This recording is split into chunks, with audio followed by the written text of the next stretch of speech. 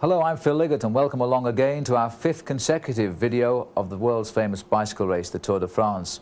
Now, in many ways, the 1993 Tour de France was predictable. After all, it gave us the same winner, Miguel Indurain, who's won the race for the past 2 years. But this time, Indurain did seem to be fallible in the mountains and he was beaten in a time trial. So who knows what will happen in 1994. This race too gave the opening week to the sprinters, and there's nothing more exciting than shoulder-to-shoulder fighting it out for the sprint finish in any stage of the Tour de France. There were the newcomers too, and coming along and taking a stage win. Let's begin our coverage though with a look back over our 4 previous videos, which provided us with 2 Tour champions, both remarkable men.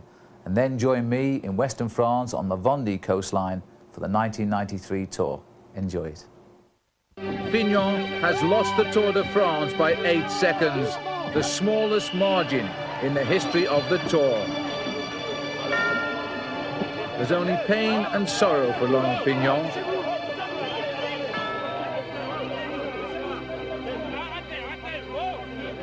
And tears and joy for Greg LeMond.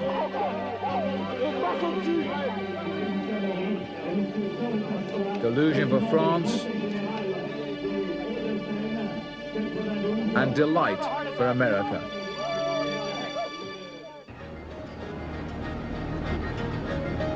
Greg LeMond, the first American to win the Tour de France in 1986. He did it again so dramatically last year by 8 seconds on this very road in a time trial when he beat Laurent Fignon. And now this year, he's going to win again. Guarded by his faithful teammate, Gilbert Duclos-Lassalle, number 4.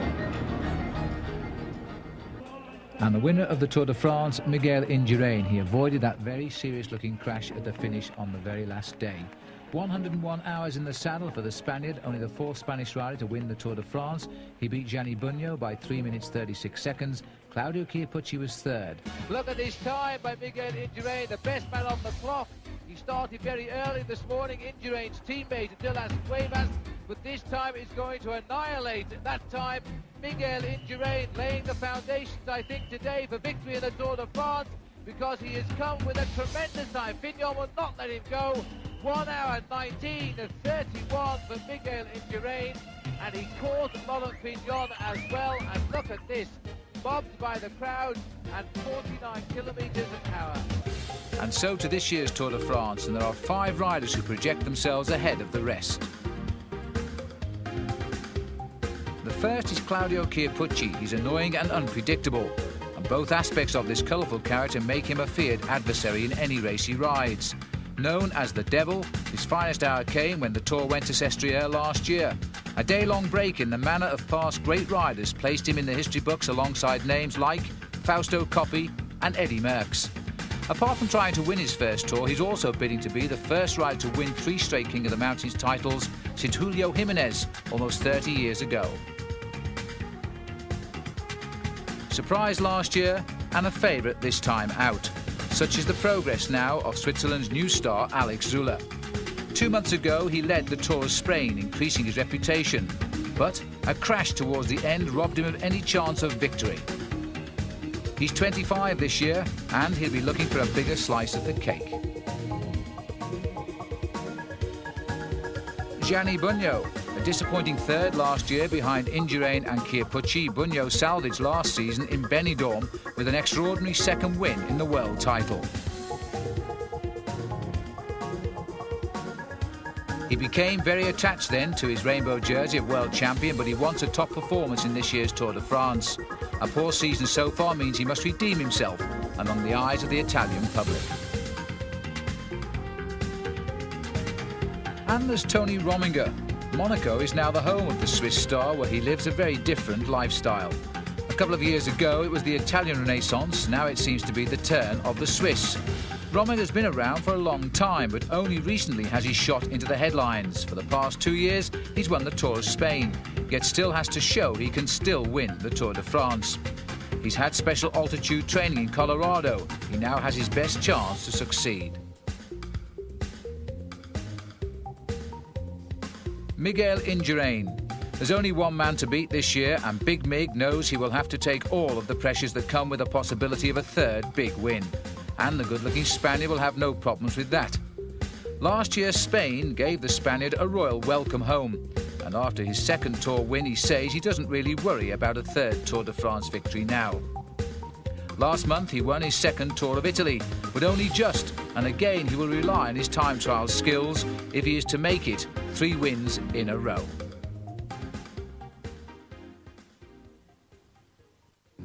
Sadly, 2 riders we will not be talking about over the next 3 weeks are Greg LeMond and Sean Kelly, who have entertained us so well for many years.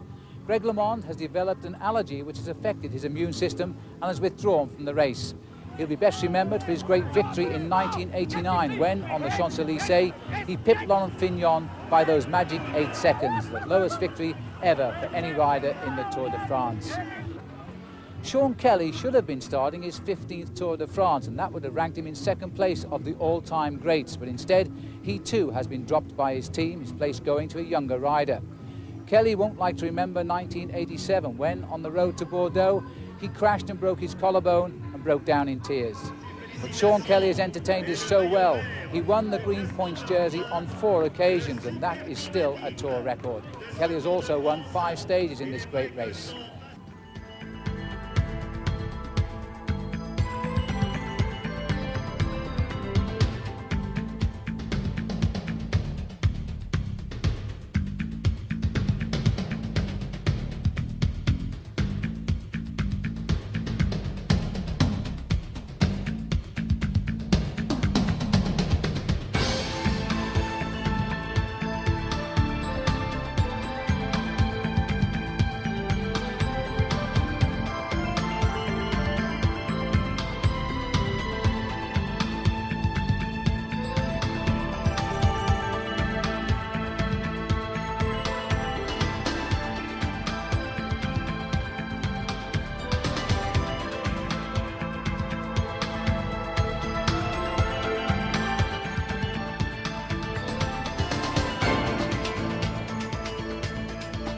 So the 80th Tour in 90 years. This is the route they face as they go up through Brittany and Normandy, heading then across the top of France before they have a long plane trip down to the Alps.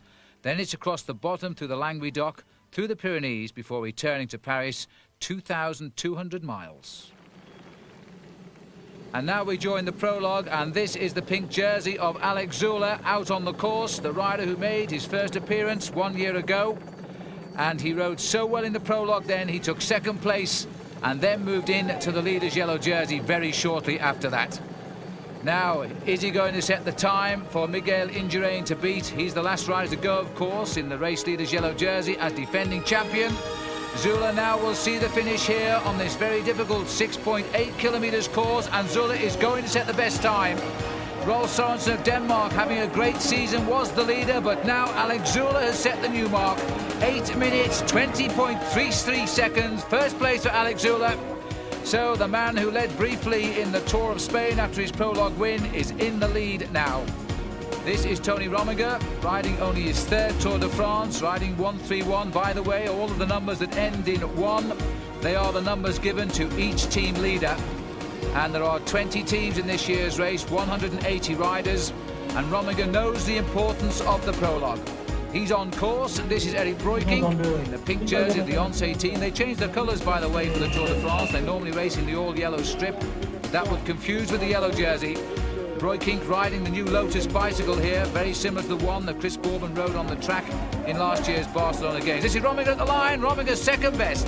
8.26, a great ride by Tony Rominger. He's come here with a purpose and he's made a good start. Can Claudio Chiappucci do the same? Well, the devil is on course, so too is the world champion Gianni Bugno. Bugno, who has the talent but so often becomes very involved mentally in a situation and his form disappears. Bugno, for the 2nd year, a world champion, but desperately wants a good ride here in the Tour de France. He's climbing now the Côte du Fos. It's 700 metres long, that climb, and very difficult it is too. Now Breukink is in the home straight. He's conquered the Côte du Fos, and his time, though, is not going to conquer that of Alex Zülle, his teammate. Breukink, a previous prologue winner in Luxembourg. He didn't finish the Tour de France that year. Now he's not going to win the prologue here either. 9th place for Eric Breukink. And this is the arrival of Thierry Marey. 3 prologue wins in the past since 1986 for him, but not so today. Marey in at the moment in 2nd place. Well, he's only just been pipped for that second place, but here's the rider now, stamping out the rhythm, dancing up the climb of the Côte du Fosse. The riders here have been using gears varying 44 by 18, 42 by 19, and Alex Zülle is the man who's done best on the climb so far, but Indurain powers over the top. Here's Hampsten coming home at the other end. Hampsten, though, is a little bit off the leaderboard, although for him, it's not such a bad time. That'll keep him in the top 35 riders, 33rd at the moment for Andy Hampsten, so a good tour start for him. This is Bunyo coming round into the home straight. The time to beat is Zülle of 8:20, and Bunyo is going to run Alex Zülle very, very close indeed, so he's made a good start here, the world champion. Gianni Bunyo can face the course now with confidence. He's slightly outside Zülle's time. Second place, though, at the moment for Gianni Bunyo. And now, out on the course, Miguel Indurain, the man who has conquered time trialing so much. He comes towards the finish while Claudio Chiappucci makes his final turn into the corner. And Claudio Chiappucci now spinning up the home straight. The man who one time said he couldn't time trial, he now runs the big boys very, very close indeed. The same again, but he's conceding a few seconds here. Zülle still has the best time, 8:20, and Chiappucci is in 7th spot. But there is still the one big rider to finish, and here he comes, Miguel Indurain. Look at the clock. Well, Miguel Indurain leaves nothing to the imagination in these time trials, does he? He won in San Sebastian 1 year ago where he beat Zülle. He's going to do the same again, emphatically so. 8:12.6 for Miguel Indurain on the line. So Miguel Indurain begins the Tour de France again in the Maillot Jaune as the leader. Zülle is second, Bunyo is third, Thierry Marey is fourth, and Rominger is fifth. So the first stage in the Vendée, 135 miles. Now here's Paul Sherwin, 7 times a rider in the Tour de France, to explain how a team is constructed. Every team is made up of some form of hierarchy. Take the word perfect team. Raul Alcala is the leader, and he will be protected at all times by his colleagues. That protection can be anything from fetching water, pacing him back after mechanical problems, or even giving up their bike for him. Sometimes the whole team will be called upon to protect their boss. They set the pace at the front, discouraging any surprise attacks, as the RMO team do here to keep their man in the leader's yellow jersey. Once the road tilts upwards, it's the turn of the mountain men. Here Miguel Indurain has the protection of 3 climbers. They're the only men who have the strength to accompany him on the big climbs. They set the pace, allowing him to follow in their slipstream. When a team loses its direction due to the retirement of the top man, then policy has to change. Common tactic is to attack, sending one rider on a lone breakaway in the hope of winning an individual stage. The success rate of lone breakaways is low, but chances improve if a group of riders can break clear together and work for the common cause. Although from different teams, they will share the pacemaking, but they will all keep something in reserve for the final kilometres in the hope of stealing the show. Thanks, Paul. And the second day here in the Vendée, the sun is shining once again from Luçon as the field roll away, led by Jelle Nijdam. Predictably, though, no action affecting the race all day, and the race has come down to this big bunch sprint, and now will we see the wheels of Cipollini. There's a crash, and I think Jamaluddin Abdujaparov in the pink jersey has gone down in that crash. He got bounced by a rider, I think, and it's let the field go at the front. And on the left of the picture now, we've got Mario Cipollini coming through, Wilfred Nellison of the Novomai team, and Johan Capio is trying to get through on the inside as well. This is a really tight sprint for the line, but look at Cipollini. He's a length clear on the line, and this is the result left something like 600 metres down the road. And indeed, number 181 there, the bicycle, that is Jamaluddin Abdujaparov. But this is the rider taking the stage victory. Mario Cipollini of Italy gets the stage, but no change at all overall. Indurain keeps that 12 seconds lead over Alex Zülle. And so the riders now set to leave Les Sables d'Olonne after an excellent beginning as they head straight up the western coastline towards Vannes, and Gianni Bunyo here remarking on the green jersey now as points leader of Mario Cipollini after that stage win yesterday. Coming down though towards the end of this stage, and that is Jesper Skibby down there who's launched an attack, and it looks to me as though it could well be the American rider Lance Armstrong who's gone sailing by him, and it is indeed. This is Lance Armstrong, the 21-year-old in his first tour, and he really has come here to do well. He's not been overawed at all by the quality of the riders in this year's Tour de France. Armstrong on the attack. But you know, if anything, he's gone too soon. There's about 2 kilometres to go to the finish in Vannes. And Armstrong now is beginning to bite into those legs because there's a small group coming up. I think Bunyo's got into this chase group. But there's a group now of, I think, about 8 riders coming clear of the field. Gianni Bunyo is coming up as well. Armstrong is easing. He may have the strength to go again. But Bunyo is going on the left of our picture. And in fact, Bunyo wants a little bit more help here in this leading group now. As they're trying to reorganize themselves, Armstrong has dropped to the back of these riders. There they are, 3, 6, 8 of them out in front. And Gianni Bunyo is the rider setting the pace. Well, Bunyo has proved he wants to convince everybody that he does have good form this year, despite a very poor season so far. One could say, I suppose, that's become rather typical of the performances early on, though, of Bunyo. Last year he won the World Championship to salvage a bad year. And now he looks as though he might well be going to have a good Tour de France inside the last kilometre. And again, this race has become a battle almost of the sprinters, because there he is in the green jersey. Mario Cipollini is in this leading group. And so too is Jamaluddin Abdou-Japarov and Wilfried Nelissen. They haven't made a mistake. They've read this perfectly well. And Abdou-Japarov in the centre is taking on Nelissen. Cipollini's coming on the far left of our picture, but Nellissen's outwitted them. The small uphill has done it. 25 miles an hour the stage today, 5 3/4 hours in the saddle. But that was a well-judged sprint there by Wilfried Nelissen of the Novamai team. And here it is.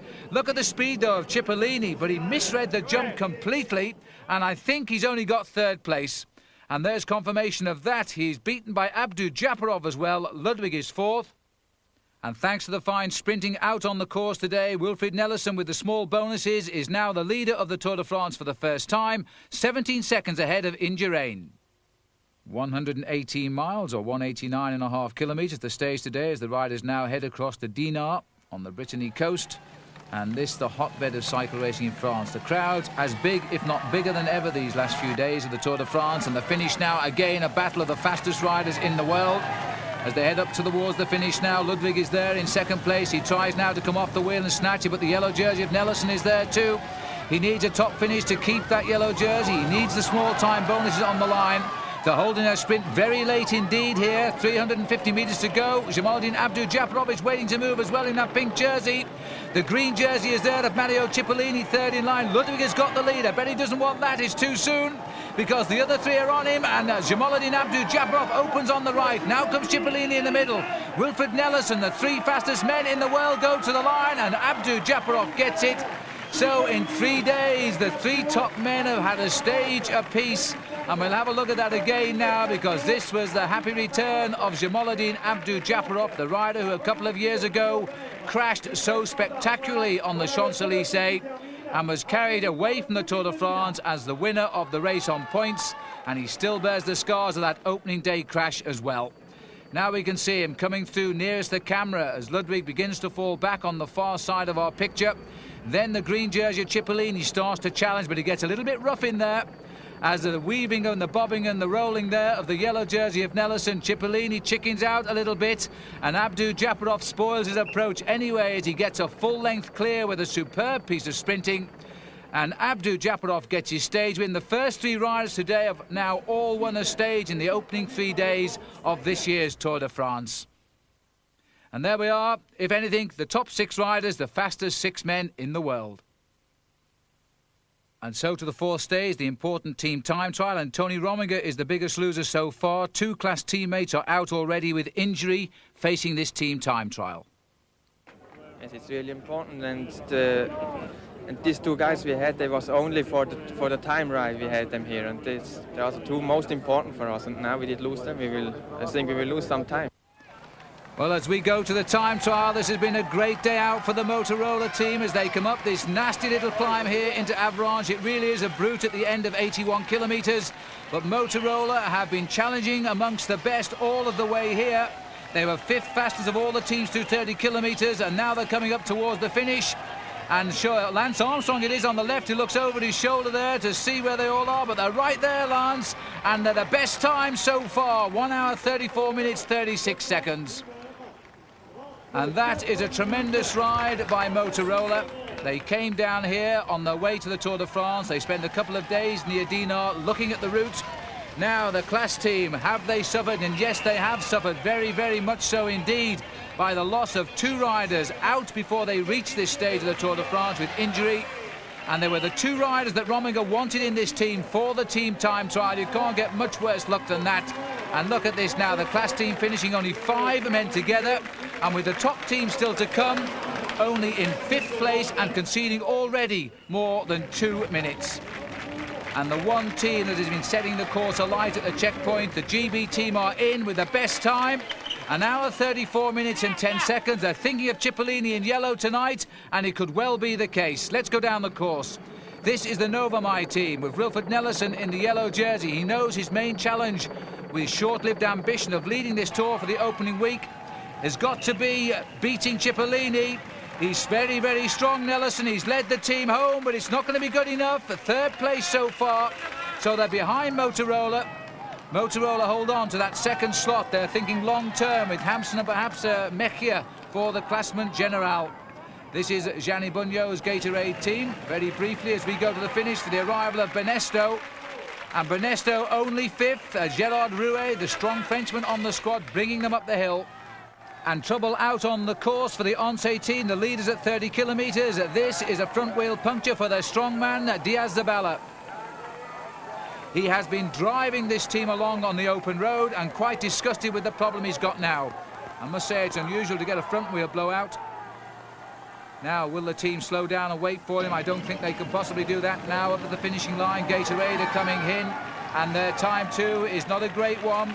Motorola are going to be feeling very pleased with their performance as the teams come and go. As the Gatorade team come home, they're only going to finish now in the top 8 if they're lucky. That's a quick glimpse of Johan Brunel coming back, so that's a 2nd rider in the Once squad they've had a problem with. Now this is a shame. Once were the best time at 30 kilometres. They'd slipped behind GB at 57 kilometres, and they're not going to beat them now. They're going to be close though, desperately close. Motorola is their challenge, but they beat Motorola, and they lose at the moment by just 5 seconds, so that's it. The GB boys are the winners of the race ahead of Once. Motorola will be delighted with 3rd. And that victory by GB boys has given the yellow jersey to Mario Cipollini by 6 seconds on the road to Évreux today. And there he is, saluting the crowd. We're now approaching the first sprint of the day at Réprouvey, 17 kilometres covered. These are small time bonus sprints. And Cipollini increasing his lead overall, but only just because that was Nellison nipping through in 2nd place. The bunch reforming.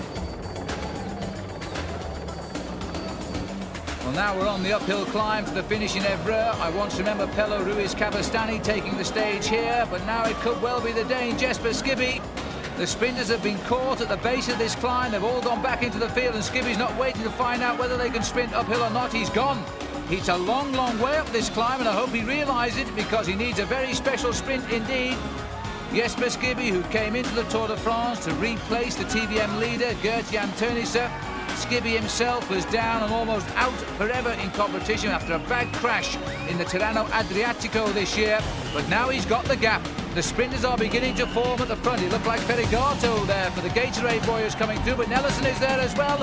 As Skibby gets the stage, Nellison is in 2nd place, but this will be remembered forever by Jesper Skibby. The return, quite literally, from his deathbed in Italy. Skibby is now the winner of the stage of the Tour de France. Nellison is 2nd.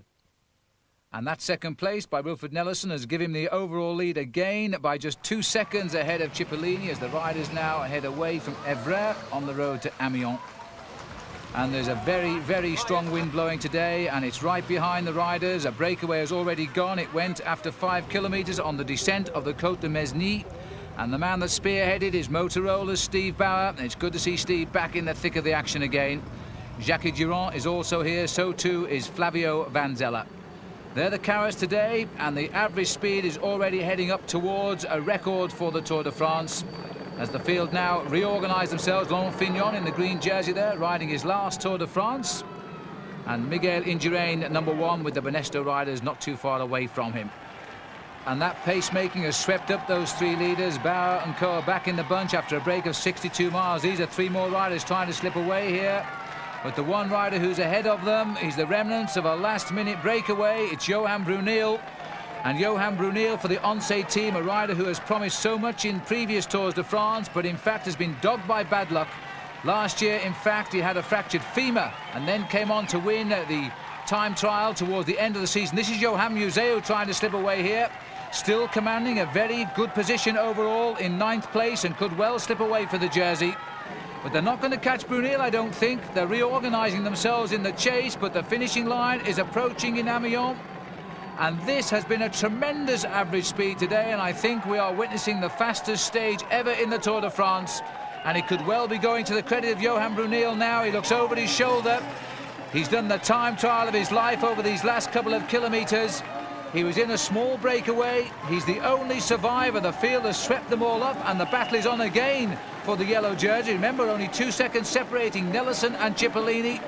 Brunel has no chance of yellow, but he's every chance now of the stage victory. It's all his.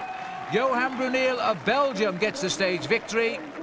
And that is the first Belgian stage win for a long, long time. Indeed, this is the sprint now for 2nd place. And this time Cipollini back in the green jersey, being challenged by Abdou Japarov. Capio looks over his shoulder, sees nobody. He gets 3rd. Cipollini gets 2nd in the sprint, so Capiot there is 4th on the day. And the new leader now will be Mario Cipollini yet again, ahead of Wilfred Nellison. And now the near 200-kilometre stage, taking the riders from Péronne, heading south to Chalon-sur-Marne. 174 riders still in the Tour de France. And this breakaway containing Johan Museeuw and Alvaro Mejia, Bjorn Ries here. This has been the most important escape, and there's a crash at the back. Ken Gyalt has gone down in collision with the motorbike.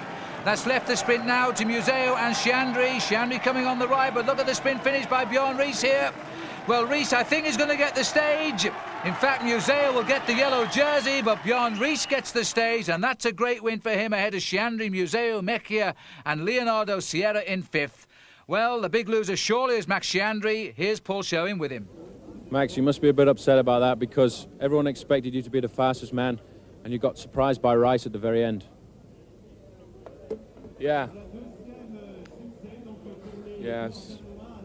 The worst thing could have happened to me, you know, is get 2nd, beaten by Ries, you know. I mean, this guy never just pulled as less as possible, you know, and then he beat me. But is it because he's in the Ariosto team that it makes it feel a bit worse? no. Can you get me some water? No, it's just, I mean, when you taste victory, you know, I mean, I already, when I passed Museeuw, I said, that's it, I got it. And then this guy just comes passing by fast, you know, so it's really very disappointing. Personally, yes, but for Motorola, Mejia now in 2nd place. Ken Gyalt there got up and walked over the line. He's now 5th overall as the riders face up to 184.5 kilometres from Chalon-sur-Marne to Verdun. 11 o'clock start time this morning.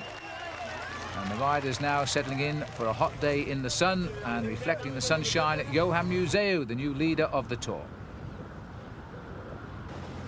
And there is Mario Cipollini, still thinking of perhaps a return to yellow, but I think his chances have gone now, having missed that breakaway yesterday, the first decisive move of the race. As we now join the leader, Pascal Lans here. Just half a minute was the time gap on the climb of the Côte de Dourmont. And now the counterattacks are coming, and this is Claudio Chiappucci who's launching the first one. They can see the leader on the climb. And it's the new pro for Castorama there, Laurent Brochard, who's now coming up behind him. Behind him is Lance Armstrong. And I think it might be David Cassani who's also tacking on at the back there. Well, they picked up Pascal Lans. And in fact, it's Chiappucci who's caused all of the reactions. That's a Lotto rider, in fact, who's trying to get in with the action at the back. But Chiappucci has gone straight through. Brochard. Then Pascal Lans is dropping away. Also here is Lance Armstrong. Now 1 kilometre to go to the top of the Dourmont. Well, Armstrong really surely isn't fancying himself for a place in the King of the Mountains. He might well be looking for a little group here, because once you're over the top of this climb, it's only 7 miles to the finish down in Verdun. Brochard making his attack. There's exactly where we are now, kilometre 172, the race distance 184. And Brochard keeping the rhythm going, followed by David Cassani is the rider who's now notched on behind Lance Armstrong in 3rd place. Cassani very much a challenger for the King of the Mountains at the moment. And I think Brochard has overdone it here because he's lost his rhythm. As we now look down on the top of the Col de Dourmont, and that breakaway has begun to establish itself, and if anything, it's swollen a little bit. This is Massimo Garotto at the front here, and that is Valerio Tebaldi who's trying to go. He's won 2 stages in previous Tours de France. He's an opportunist, and he's taking his chance. No reaction. Pierpucci doesn't react. This is now Raul Alcala, who's gone up alongside Massimo Godotto. Roland Ponsek is there, so too is Armstrong. Stephen Roche has come up riding his last Tour de France. Now this is a very, very different breakaway group indeed, and Roche is the man at the front, bringing up towards the line now. Roche is the first shot at goal. And the rider in this group, Lance Armstrong, at the back as he moves wide. Lance Armstrong hooked a little bit there by Roland Ponsek. But in fact, Ponsek making a run for the line, and he really is not a sprinter at all. Armstrong has been washed away a little bit. Alcala coming on the right of the picture, but Armstrong is coming back. This could be a fairy tale entry to his first Tour de France. Lance Armstrong is through. And the young American, the youngest man in the race, in fact, Lance Armstrong, has won his stage in the Tour de France at Verdun. And look how easily he did it. Now a sprinter like Ponsek lets him through on his right, and he's got plenty of room. While Raul Alcala, they battled out the Tour du Pont together. Now they battle out this stage of the Tour de France. And I wonder, Lance Armstrong, now as he wins his stage, just how does it feel? It feels good today, especially after yesterday. I think that we placed ourselves well yesterday with 3 out of the 7, and I would have bet a lot of money that we weren't going to lose that race yesterday, and we did. So it was definitely on my mind today. I was looking at the profile the last couple of days, and I said this could be my day. Everybody thought this stage would be Chiandri's, but after yesterday, was the team a little bit down? I think not all was lost yesterday. I mean, we lost the stage, but we moved ourselves well up on Team GC, and we still got second, but that doesn't mean much. $1 million he won in June, and now he's won a stage in the Tour de France for Lance Armstrong, but overall, Johan Museeuw keeps his lead ahead of Alvaro Mejia of Colombia. And so the first big test around the Lac de Madine, the time trial of 59 kilometres, and Rominger among the early starters because he's down in 87th place today. Having been penalised that minute in the team time trial, we're now looking at Miguel Indurain, who continues to plough through the field. He's got to move up now also because he's wallowed in the double figures. As we go to the finishing line now, Gianni Bugno, having seen Rominger finish very early on in terrible weather, Bugno now gets the better of him here by just 31 seconds. So the world champion remains a challenger, but what will Miguel Indurain do? He's been the best time at every check, and he's going to do what he did in Luxembourg, but you know he's not going to be as emphatic as he was in Luxembourg. He wins the time trial by 2 minutes and 11 seconds ahead of Gianni Bugno. As we now see Eric Breukink come home as well, and Breukink too is remaining on the peripheral of this race this year. 2 minutes and 22 seconds he concedes, but he finishes this stage in 3rd place behind Bugno and Miguel Indurain, who is back in the leader's yellow jersey. Today the Tour de France 1993 goes into the mountains, and this is the top of the Col de Galibier, the high spot of stage 10. The road from Villard-de-Lans to Serre-Chevalier is a tough one in this first day in the Alps. After crossing the Col de Glandon at 1,951 metres, the riders go on to the Col de Telegraphe. But this really is only a stepping stone to the top of the giant Col de Galibier at 2,645 metres. And things now reshaping here on the climb of the Col de Telegraphe at 1,566 metres.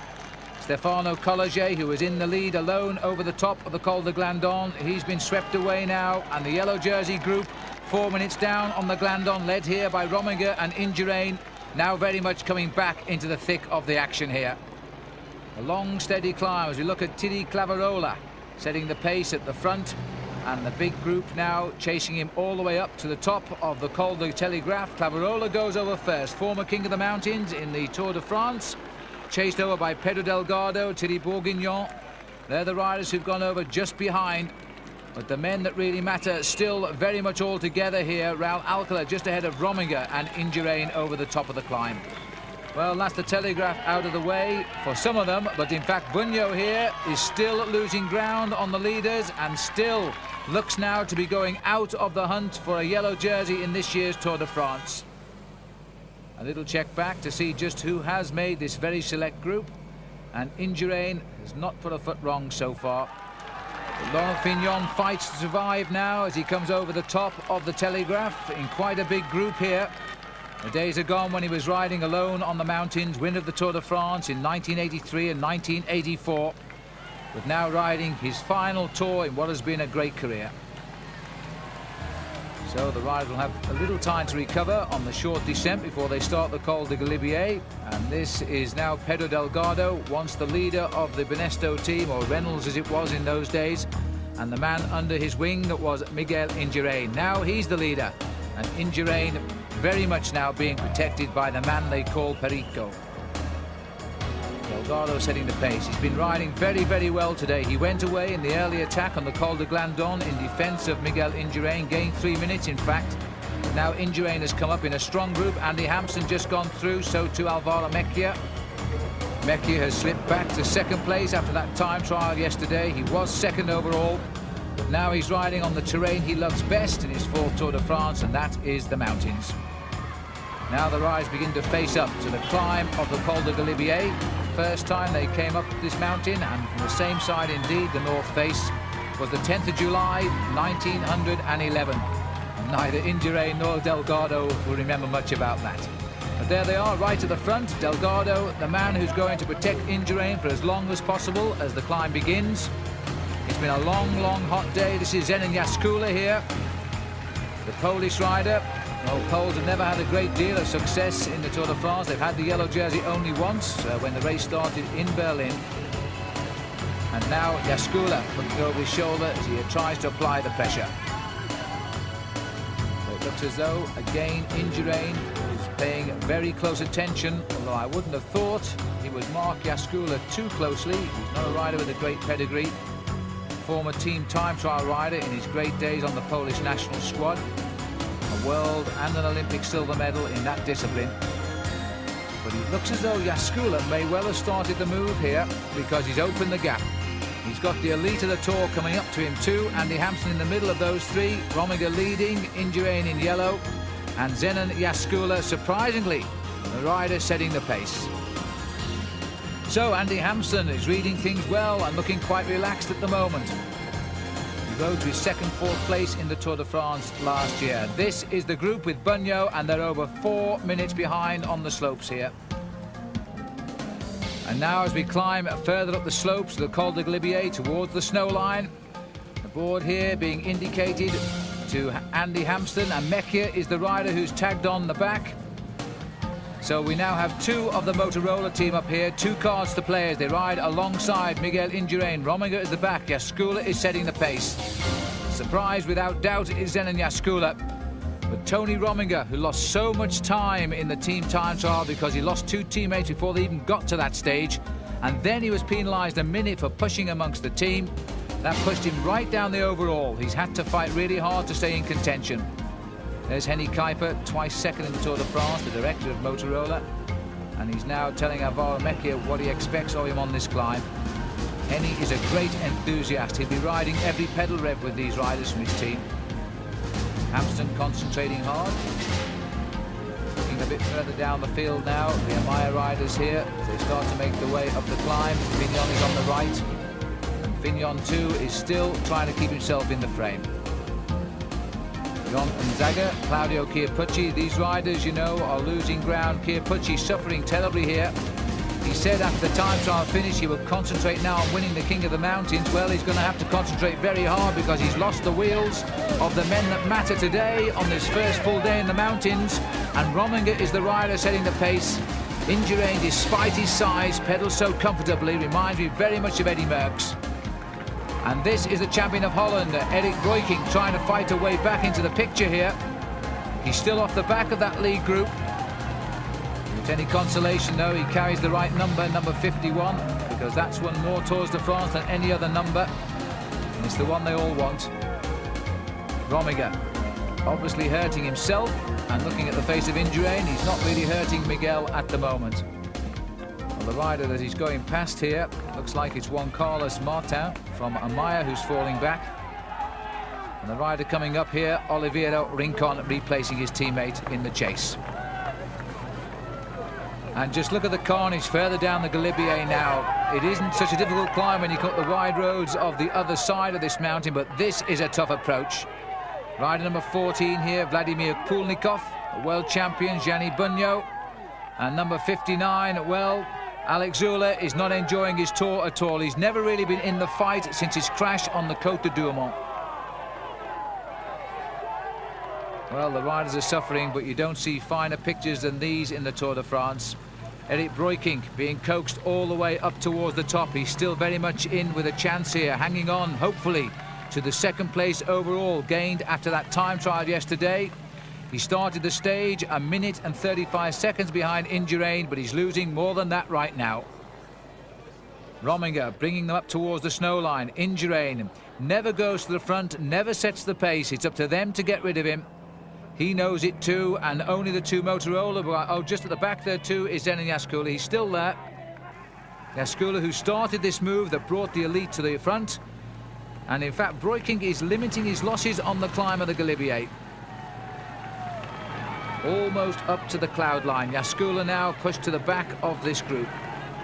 But I have to say, I'm quite surprised that the big Zenon is actually hanging on to the back of this rather select group of pure climbers. Indurain content to follow the little man from Switzerland who lives in Monaco. He's won the last 2 Tours of Spain. He's ridden 2 Tours of France. He's never before won a stage nor finished in a high position at the end. And now Tony Rominger this year has come with a great reputation, up to number 2 in the world ranking of the riders, and he won't be too pleased with the spectator now who's trying to run along in front of him. A little glance over his shoulder there just to see if the wheel of Indurain was right under his shoulder, and it was. Now you see the tunnel straight ahead there at Breukink very briefly. That was the old road to the top of the Col de Galibier, but now you turn right and the road steepens and it goes on a little bit further, almost 800 meters more to climb these days on the Col de Galibier. Not the time you should tell the riders that, I suspect, but Indurain has now gone to the front. Indurain now wants to stamp his authority and prove to Rominger that he's still very much in yellow at the top of the big climb today. This is the high point of the Tour so far. Tomorrow we go even higher. And Rominger again switches back to the front. There's 3 riders now. The man who's been detached is Andy Hampsten, but Mechia, signed this year on loan almost from Postobon to the Motorola team. He is now proving his worth. Over the top of the climb, Rominger takes it from Indurain and Mechia. A bit further down the slopes now, Breukink coming up, but already with Rincon indeed, over 2 minutes has now passed by. Chance of a quick drink for the new champion of Holland before he faces the long descent. As we get towards the old entrance again to that tunnel, the world champion though, Gianni Bugno, is more than 3.5 minutes back and not enjoying his Tour de France. Richard Viron coming up now, 2 minutes 38 seconds back with Moléon, the rider just behind him. The surprise of last year when he briefly held at the yellow jersey before he passed it to his teammate Pascal Lino. And even further down is Alex Zülle. He could well be waving goodbye to any possibility in this year's Tour, and he's doing it the first day in the Alps. Well, the riders, or at least some of them, said they wanted more mountains. Well, they've got the more mountains this year. 2 very tough days here, and then we go down to the tough days in the Pyrenees. And the question must be asked, will Fignon make the tough days in the Pyrenees now? He comes up with riders he would never have given the time of day 10 years ago. As he comes up to the top of the Col de Galibier, for the last time in his career, Fignon now faces the descent. The same has to be said too of Stephen Roche back in 1987, the winner of the Big 3, the Tours de France, Italy and the world title. Only Eddy Merckx has done that besides Roche. And he too now playing his swan song to the Col de Galibier. And I think it hurt.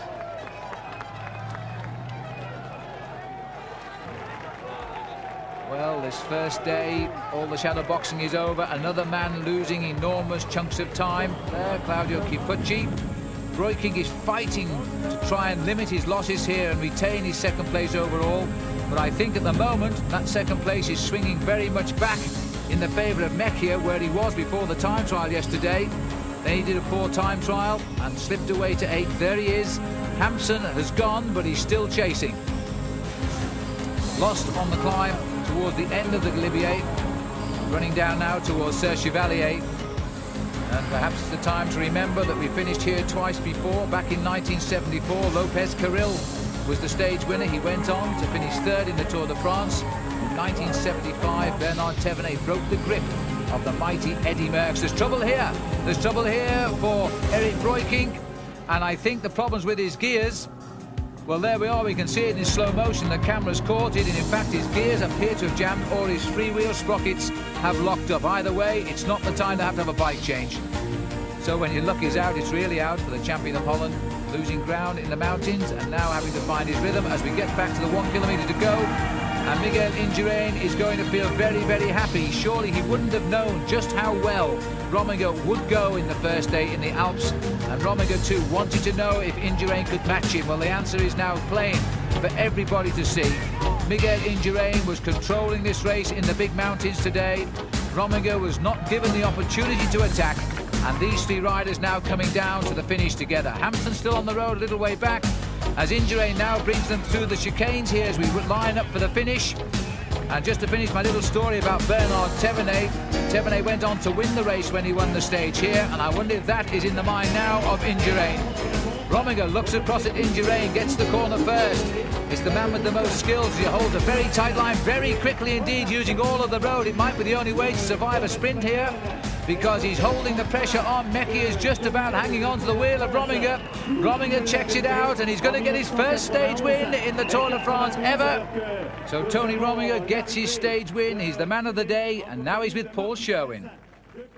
Are you surprised about the explosion of so many riders like Bugno and Chiappucci today? Because really everyone was waiting for tomorrow. Yes, it's a big surprise, but it's when we are looking the last Tour de France, always the first day in the big mountains is always the interesting day, and it was the last year, was 2 years ago, and also this year you are seeing always they are all good, and then they try to do something, and somebody is going back. What about one quick word to Miguel Indurain today? He's the number one. We saw it also today. Indeed we did, Tony, but you were the man that got the stage win ahead of Alvaro Mecchia, Indurain all of the same time. Hampson was fourth. He held on, beating Zenon Jaskula in the sprint. And further down the list too, it was Eric Breukink who hung on for sixth place. Zula only 18th, and look at the time gaps now. Roche and Chiappucci losing over 8 minutes. Overall, Indurain more than 3 minutes though ahead of Mecchia. Jaskula, Breukink holds on to a high place in fourth. Rominger now in fifth slot, 5 minutes 44 seconds back. Andy Hampson in sixth place. Gianni Bugno, the world champion, but over 10 minutes back is ninth. And then Roche over 12 minutes down, and Chiappucci almost 14 minutes back. So the race goes on. The second day in the Alps now, a ride of 112.5 miles. It all happens, first of all, on the Col d'Izoard, 2,360 metres, onto the Col de Var, and then up the highest pass in France, and I think in Europe, the Col de la Bonnette, and that takes them over 2,800 metres. And if you think after all that they deserve a rest, they don't, because they climb up to the finish at 2,000 metres. And this is the sprint for the top of the Col d'Izoard. The main pack have more or less stayed together, but there's one or two big names off the back, including Laurent Fignon. Claudio Chiappucci taking a little bit of revenge there, maybe on for a better day than he had yesterday. Rominger second, David Cassani over there in third place, and another Spaniard, Federico Echavé, in fourth place. And it looks as though Cassani here, wearing the King of the Mountains jersey, has taken the tentative as we head off now towards the second climb, the Col de Var. And now the field here with Indurain in this forward portion of the group. They're in pursuit. There was 3 minutes in the gap, in fact, behind Cassani at one stage. It's come down considerably, but it won't stop him getting the lead here. And maximum points in the King of the Mountains at the top of the Vars. Chiappucci comes up in second place. Just over a minute has gone by. Rominger over in third. And now they're facing up the long descent before they line up for the high climb of the Restafond. The Col de la Bonnette, and as Paul Sherwin said when he drove over this climb last night, it was probably the worst climb he'd ever seen, and he was rather pleased that they never included this climb during his years in the Tour de France. In fact, this climb has only been climbed twice before, back in the 60s, 1963 and 1964, and it was the great Spanish champion Federico Baramontes, the Eagle of Toledo, who is the man who won at the top of the climb on both occasions. And it looks as though Chiappucci is in trouble now. That's Bjorn Ries who has dropped him there. So Claudio, again, he's not enjoying his Tour de France. He's losing ground there on the slope. And on the Restafond, the rider's now trying to get some semblance of order here, because this is a very, very long climb indeed. It takes them more than an hour as they try to be... They're under the policemanship here of the class team, and Indurain is the man they're worried about. Again on the inside, the smooth pedaling rider, Tony Rominger, And Indurain concentrating totally on him. He sees him as now the man to beat, although Mechia, the rider to the right of our picture there in the blue jersey, is in second place overall, and Jaskula, I haven't quite caught a glimpse of him yet. If he's in this group, he's third. But Rominger is the man that Indurain fears most in the mountains. Demonstrated amply yesterday how strong he is, winning the stage. But there's no reason to hurry on this climb. As long as you keep the tempo at the right speed, the riders will fall back. And these are the two leaders at the bottom of the climb. They swept up Cassani before they got here. And Delgado is now being dropped by Robert Miller. Well, Miller is going alone, and I'm not sure that's a wise thing to do so early on, because there's a long way to go to the finish here. And Robert Miller is facing a long, hot ride by himself. It's a strange climb, the Col de la Bonnette. It really is like the shape of a hat, because the riders climb to the top and they go round the side of the bonnet, and then they descend away down to the left of our picture, back down to the bottom and the finish, before they have to climb, of course, up through Isola 2000. That's a climb the Tour de France has never before gone up, and it's very, very steep.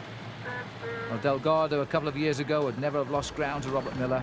But is he saving his strength to stand by his team leader, Miguel Indurain? Because Miller is no threat to the overall. He knows Miller very, very well indeed. Miller wants a stage win, purely and simply. And there he is, the Scot, who claims to be the first man with the long hair, tied up at the back. Many people attribute that to Laurent Fignon, and he gets very upset about that. And Miller now on his own. His lead is 45 seconds. Well, Miller, when he rides well like this, is magnificent to watch. He's now riding his 11th Tour de France. Rode his first tour back in 1983, and that was when we first saw the Scots' great talent. Finished 14th that year. He's Delgado now going back to the select group containing Indurain. And among others, Jaskula is also there. So too is Rominger, Mechia. I think Hampson is there as well. I'm not too sure though whether in fact Erik Breukink is there, and he could be the big name that's missing. So Robert Miller on his way at the front, but facing a long, tough ride to the finish if he's going to survive for his first ever stage win in the Alps. Normally a man for the Pyrenees. Perico back in the group now. Let's go have a look at Miller. Sorry about the little bit of break-up here. It's due to the microwave link-ups which bring these pictures from way out in the mountains back to the finishing line where the commentary is being made. And Miller being left now to do all of the work. I feel sure he would have liked a little bit of company on this long climb just to break up the pace-making. John Unzaga is here now alongside his team leader, Tony Rominger. Well, Rominger may have lost his men he wanted for the team time trial, but he's still got the man he needs for the mountains. Unzaga, a great climber. Men who can so easily win races in their own right, but they have to succumb to the domesticity of helping their team leaders. And I know the riders were very, very worried about this climb. They knew how long it was. Nobody in the current crop of racing cyclists have ever raced over this climb before. It's like riding across the moon, isn't it? And now you can see it. That's the bonnet, and the white is the road that goes right round the bonnet before they come back virtually on themselves. At one stage, there is about a 40-yard stretch of road where they cross each other as they begin the descent away down to the bottom before the climb to Isola. Now Miller making progress towards the summit, heading up towards the top of the bonnet itself. Now you can just feel how steep this climb really is. Well, Miller at least is going to put his name down alongside that of Federico Ballamontes. Only the two of them in 3 times have won this climb. And that will put Miller among the greats at least as a climber. And Miller still the only rider from the British Isles to have won the King of the Mountains title. He did that back in 1984 when he finished 4th in the Tour de France. And now he's climbing to the top of the Col de la Bonnette. Well, he made his move right at the base of this climb at the 101 kilometers point today. That's about 63 miles, and leaving himself a long, long way to go. Slightly into the second half of the stage today. Well, there's no need yet, Robert, to look over your shoulder, because the next group is around about 1 minute behind. There's the average speed, just on 30 kilometers, about 18 miles an hour so far. But if you've seen the roads they've climbed today, that really is quite quick. And this is John Gonzaga at the front of this select group with Tony Rominger. The yellow is Indurain, then behind is Mejia. Roberto Conti is here from Ariostia, and Andy Hampsten and Pedro Delgado. They are the men who are next up the slopes of the Col de la Bonnette. And then just off the back of them is Zenon Jaskula. That man is still hanging in, and he's going to be in a very high position overall tonight if he continues riding like this. The next climb, the last climb of the day, will be the climb of Isola 2000. They welcome the Tour de France for the first time, and they've named all of the corners after the past greats of this great event. Well, second over was Rominger. Just about 1 minute and 10 seconds was the gap. Indurain, Mejia, Delgado. That's the order they've gone over the top. A very, very quick descent indeed, this. There aren't too many corners. You can see the slope going right down ahead of us. There's just a right-hand bend that brings the riders through, and we've now accomplished that as we begin to regroup at the base of the climb up to Isola 2000. Well, this is a very, very steep climb indeed. It's not as long as the Col de la Bonnette, but then nothing is. And Indurain has got himself back together. Miller is still away. Rominger waiting for somebody else to make the move. And I would think the atmosphere down there, if you're a rider now, is very, very tense, because they're all sensing that something must happen on this climb. Rominger himself, and that's the face of Miller now as he struggles on the climb, and that is the sad sight because they're bringing him back. Well, Miller has had a tremendous breakaway, but I don't think he will survive the attacks that are going to come for sure now. They will launch the attacks, and Kier Pucci has come up to this group with a marvellous descent off the top of the La Bonnette, because he was something like 3 minutes down on the climb. He's bridged that gap, and he's done it all with a very, very good descent of La Bonnette. So, a poor start to the Alps might be a nice finish for Claudio Chiappucci. As he starts the climb here, and the rider right alongside him is Bjorn Ries. There's another surprise now. Bjorn Ries, free of his team leader, Moreno Argentin, who's changed teams this year. And Ries now free to ride his own race, and he's having a great tour. Early leader in the King of the Mountains, but quite honestly, nobody would have expected Bjorn Ries to be in at the kill after a day like this. And there, poor old Robert Miller has been passed by Chiappucci and Bjorn Ries. And Danish television, by the way, covering the Tour de France with 70 hours of live coverage. And the Danish riders are responding so well to that. A stage win also. We've seen that already at Evreux with Jesper Skibby. Zenon Jaskula also accelerating, seeing the train is leaving the station, and the man who's going to miss it is Andy Hampsten. Hampsten doesn't appear to have the acceleration there. Mejia is up there. So, little Claudio Chiappucci, I mean, what do you make of this? This is a rider who was suffering over the mountains for the last 2 days and suddenly found his legs.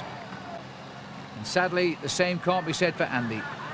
Mejia, now the undisputed team leader of Motorola and trying to hold on to his high position overall. Indurain still showing no signs of feeling the pressure. Rominger setting the pace but not cracking the master. Well, it's a pity you can't quite see the names on those boards there, because each one, beginning with the first winner of the Tour de France, takes you right up to the last bend, and you can guess whose name is on the last corner. As the winner for the past 2 years, it's Miguel Indurain. And the way we're going, Indurain might be the first rider to see his own name here. Ries, Chiappucci, Indurain, Rominger, Mejia. The names now who are shaping the Tour de France, and Robert Miller just about holding them in sight. Well, I have to say, Robert, you're doing a great ride, because after the way you climbed the Col de la Bonnette, I really didn't think you'd still be holding on to these great names of the world of cycling at this stage of the second day in the Alps. Chiappucci, they're all letting him do the work now, so Rominger perhaps is planning a late attack. He needs to take time. He's up now to 4th place overall, but he's 5 minutes and 44 seconds behind Indurain. Jaskula has got across, not so for Hampsten. In fact, it looks as though Andy's lost quite a bit of ground over these last few corners. 4 kilometres to the top, 2.5 miles to climb, and Indurain content now to set the pace, and seemingly Rominger content to follow it. They've tamed the devil. He's now riding no-handed in 3rd place. No doubt about thinking of something else. But will you believe this? Miller's only just come on, and he's gone. Robert Miller has gone again. Inside 4 kilometres to go. I don't know where he's found the effort from, but Miller has gone. And that is a superb piece of riding by the Scotsman. Robert Miller, who has done so much on the climb of La Bonnette, he was caught right as this climb began. He's gone again, and Indurain has not responded. He wants somebody else to do it. Indurain is watching the one man he fears. He's got him in second place, Tony Rominger. Jaskula is sitting at the back, and one has to say Zenon Jaskula has followed wheels these past 2 days, but he's followed them very, very well indeed. Bjorn Ries is still up here as well. Mejia Kierpucci has found his second life. And now they're leaving it to Indurain to try and bring back Robert Miller. Round about 3 kilometres to go, and the road doesn't get any easier, believe me. And there is Miller, and you know, I do think, in fact, that the steady rhythm here of Indurain is clawing back Robert Miller. Well, what a shame. The Spanish flag flies on the left over the head of Indurain. But Robert Miller really has deserved the win today. He's ridden so well. And there's the Scottish flag being flown on the left of the road too for Robert. 2.5 kilometres to go. Indurain is just looking straight at the back of Miller, and he's pulling him in. Obviously, Miller had sensed that the time was right, but it looks now as though Indurain is the man who's going to spoil a great day out for Robert Miller. He's a man we always expect to ride well in the Pyrenees. He's won there before, but he's never won in the Alps, and it looks now as though he won't be winning this year either, because this is the last day in the Alps, and it's been a real sort out of the men from the rest. There's no doubt now that the winner and the top places from this year's Tour de France is going to come from this very elite group. As we pass underneath the 2 kilometres to go banner, Jaskula still hanging on there. I think he's got his braces caught to the saddle of Mejia. And Indurain now just sitting there, pedalling straight by Miller, doesn't even look at him. Miller looking to who the last man is. He's going to try and snatch the wheel and hold on. Rominger through on his wheel. Kierpucci, Mejia. Jaskula detached a little bit, but Ries is the big surprise. Bjorn Ries is going to have a high position overall tonight, as Jaskula moves up nicely too, and Kierpucci noting who it was that was coming up on his left shoulder. Ries is closing in, and just look at the lovely crowd here for the first time now on Isola 2000. They talk of this as the new Alpe d'Huez of the Tour de France, and maybe one day it will be. It's a tough climb, 1 kilometre to go, and I think it's Jaskula. Yes, it was. Jaskula's waited to see that red kite in the sky, and immediately Rominger says, "You're not spoiling the party now," has gone across to him. And well, you might have guessed it, that Indurain is the man who's marking Rominger everywhere.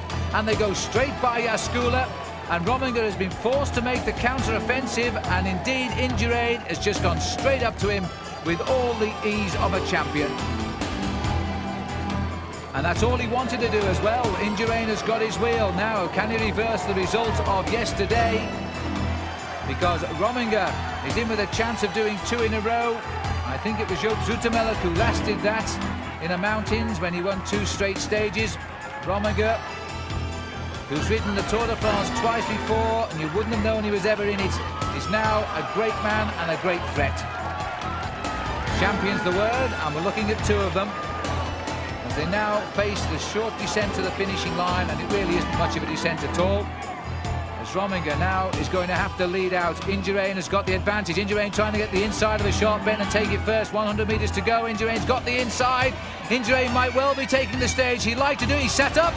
He's realised the speed was too much. Tony Rominger has got the stage victory. And then coming home here in 3rd place, it looks as though we've now got Claudio Kierpucci has come back into this Tour de France, although in all reality he's lost too much time. He gets 3rd place. Jaskula is also there in 4th. And there's the gallant hero of the day. Robert Miller is coming home, slightly detached in that last 2 kilometres. But really, he did deserve the win, and he rode a great stage. So Rominger ahead of Indurain and Kierpucci. They were the first 3 over the line. Miller will have come home there in 7th place, 5 hours 41 minutes in the saddle today. The surprise, Bjorn Ries in 6th place today, losing just 31 seconds. And you know, he was never considered to be a climber. Miller lost a minute in the end in 7th place, but look at the others. Roche Zulabunyo, more than 12 minutes back. Normally you don't ride so well in the Alps, and today it really looked like a Pyrenean stage, and it looked as if it was going to smile for you. No, normally I ride well about the 11th or 12th day, and this is the 11th day, so I thought I'd try today. You never know. Normally, when you go away when it's hard, the guys who are riding to win the race don't really chase you down, but they were fighting amongst themselves again, so it wasn't really the best time. Well, that was a superb move you made right at the end there. It looked as if you might just surprise him, but it was Indurain himself who put the hammer down to come back to you. Yeah, the opportunity was there, and I took it. I only needed 200 meters, and then I think they would have hesitated a little bit, but yeah, they ride behind, so you know there's no gifts in this race. The next couple of days you probably hide. Will we see you up again in the Pyrenees? I hope so. We all hope so, Robert, but the overall Indurain at 3 minutes 23 seconds ahead of Mechia, Jaskula the surprise in third place, Rominger fourth and Rees fifth. 2 days in the Alps and there had been some decisions in this year's Tour de France. Out of the race had gone the former double winner Laurent Fignon. He was riding his final tour. Finishing in the ambulance was Wilfred Nellison of the Novomai team, a one-time leader and a stage winner. The points leader, the green jersey of the Tour, Mario Cipollini, had gone too. The Tour de France always shapes a rider's character, and survival is often the key word as the riders here share a drink and their rivals. And thinking of the future perhaps, Lance Armstrong, a non-starter today on the race's longest stage. Miguel Indurain in just 3 racing days has made up time from 3 minutes 17 seconds behind to that gap 3 minutes 23 seconds in the lead. Now, one man who knows all about winning the Tour de France is Eddy Merckx. He's won it 5 times. He had this to say about Miguel Indurain. He's the best now. I think time trial rider like him now, nobody can beat him in this Tour de France, I think so. There are not really great climbers in this moment, and also the climber they are 30 years old, so I don't see nobody to beat Miguel in this Tour. Well, perhaps then, Eddie, we can only hope that after the fact he's a year older at 29, he might slow down. Not surprisingly, the bunch staying together in these early opening kilometres. But now this is the happy face of what has been a long, hot day in the saddle of over 7 hours so far. This is Fabio Roscioli. He promised his neighbours he would win a stage of the Tour de France, and it looks like he's going to do it now. By the time he gets to the line and wins this stage, if he does, and he's going to now, he will have been in the lead at some stage of this race today for almost 200 kilometres. And he's been alone for 147 kilometres. He's pulling back 20 minutes on the principal riders of this year's Tour de France, but he was 1 hour and 90 minutes down at the start. He won't worry about that. Fabio Roscioli has got his stage win in the Tour de France. And overall, though, there's no change at all. Indurain still leading Mechia by 3:23. Jaskula, Rominger and Rees exactly as it was this morning. But now the riders are in the hottest part of the south of France here on the Mediterranean, and today's stage, 185.5 kilometres, taking them from Marseille to Montpellier. The question is, who's going to win? I think Johan Museeuw is going to win. Museeuw or myself? Abdu, I think. Abdu Saburov. Lauritsen. Abdu Japarov. I think it's going to be a sprint, and I think Abdu Japarov is going to win. Moccasin. Santa Marita. I think Naidam. He attacked the last kilometer. Hans Maassen. Oh, I think maybe Steve Bauer is going in an early attack. That's only because Steve Bauer was sitting by Dag Otto Larsen at the time we asked him the question. Well, the riders are now frying in very hot weather, and the weather has proved a little bit too much for a man that does come from the heat of Australia. Neil Stevens, he's not been well, and now the sad sight of him giving up the Tour de France for the Once team. But the race now in the closing stages, and the sprinters from the Telecom. This is Uwe Raab here trying to lead out his former East German amateur teammate Olaf Ludwig. Abdu Japarov is third in line here, so the sprinters in a perfect place for the poise for the attack as they start for the line now, and it looks as though Ludwig is going to come up on the barriers. Abdu Japarov can't get off his wheel. Olaf Ludwig gets the stage. Nobody mentioned him. Ludwig takes the victory then ahead of Jamaluddin Abdu Japarov. And let's have a look at that. He was ahead of Museeuw in third place, Verdanza fourth, and Moncassin was in fifth place. The green jersey competition after 13 stages, Jamaluddin Abdu Japarov leads this now quite clearly ahead of Ludwig, Jalabert and Gendry. The hot weather continues from Montpellier to Perpignan, 224 kilometres or 140 miles. And the weather really has turned very, very hot indeed. Now it's like an oven down here as we go across an area around the Camargue. Stephen Roach tempting the riders to come and join him. nobody, it seems, wants to. This is Johan Bruneel. We saw him win the fastest ever stage of any Tour de France up in the north of France, but he never felt the weather like this. And this little breakaway now beginning to establish itself. 6 riders. Rider in the Carrera jersey is Mario Chiesa, Johan Bruneel the leader, Gianni Farrazan, Pascal Lino, Giancarlo Perini. And the rest of the race, frankly, just about staying in touch, and it's the Banesto riders who are having to set the pace. Well, France are still waiting for the first stage win, and there are only 2 left in this breakaway now. Giancarlo Perini, who's riding his 8th Tour de France and never won a stage, and the other rider is Pascal Lino, who is riding his 4th Tour de France, and he too has never won a stage, but he finished 5th last year and led the race as well. And he's quite clearly feeling confident now, more concerned with the group behind, because there's the gap, it's only 10 seconds. And the rest of the race is closing in. They're now playing off here against one another, and there's the rest of the breakaway of Bruneel. But they're all hesitating. Lino does not want to lead out Perini because he could lose the sprint. He's prepared to take the gamble. There's the remnants of the breakaway, Chiesa there as well. And Perini is watching and waiting and now feels he's got to go, and that's exactly, no indeed, it's Lino has gone. Lino saw Perini make the move, and in fact Pascal Lino has gone. He wants this one desperately because the French have been criticised so much this year in the Tour. And now, Perini's coming back, he hasn't got it yet. There's a great challenge from Giancarlo Perini, and it's very, very close on the line. There's no hand signal there from Pascal Lino. But the supporters here do seem to think he's got it. We'll have a look at the photo finish, and indeed he has, but only by half a wheel there. And Pascal Lino has given the French the first stage victory of this year's Tour de France in Montpellier, but only just. Well, I'm not surprised he's happy. I think it's a smile of relief as much as anything else. And the main pack 16 minutes behind, no change overall. Stephen Roche is riding his last Tour. In saying au revoir, he loses a piece of himself. Well, I think part of him will definitely go, yes, because it's nature, it's natural. I think it's like today I'm idolised for my performance on and off the bike, whereas tomorrow when it's all gone, there'll be somebody else signing autographs on the start line. Roche's greatest year came in 1987. He'd won the Tour of Italy and he'd won the Tour de France, but it was a race that found he had to dig very deep into his reserves. He rode number 11, and it was on the climb to La Plana where he was conceding 2 minutes to Pedro Delgado. Delgado had always said if he beat Roche to the top by 2 minutes, he would win the Tour de France. Halfway up the climb, he had 2 minutes, and then, as almost if by magic, Stephen Roche had made a magnificent recovery. He was closing in so quickly on Delgado, he knew he'd lost the Tour de France, and Roche then answered the question we'd all asked. And when I arrived, everybody wanted to know, where'd you come from? Everybody was asking the same questions, and nobody was kind of saying, well, can I help you, Stephen? And like La Plana is like 2,000 metres up in the sky, so the oxygen is already very scarce up there. So when you have 100 journalists all on your back asking the same questions, like there's very much oxygen left for the sport, for the athlete. Roche's greatest attribute was always his power to recover, and he won in the time trial, and Dublin welcomed him home as a hero. There was more, and in Villach, Austria, he was the world champion, and another big moment had come.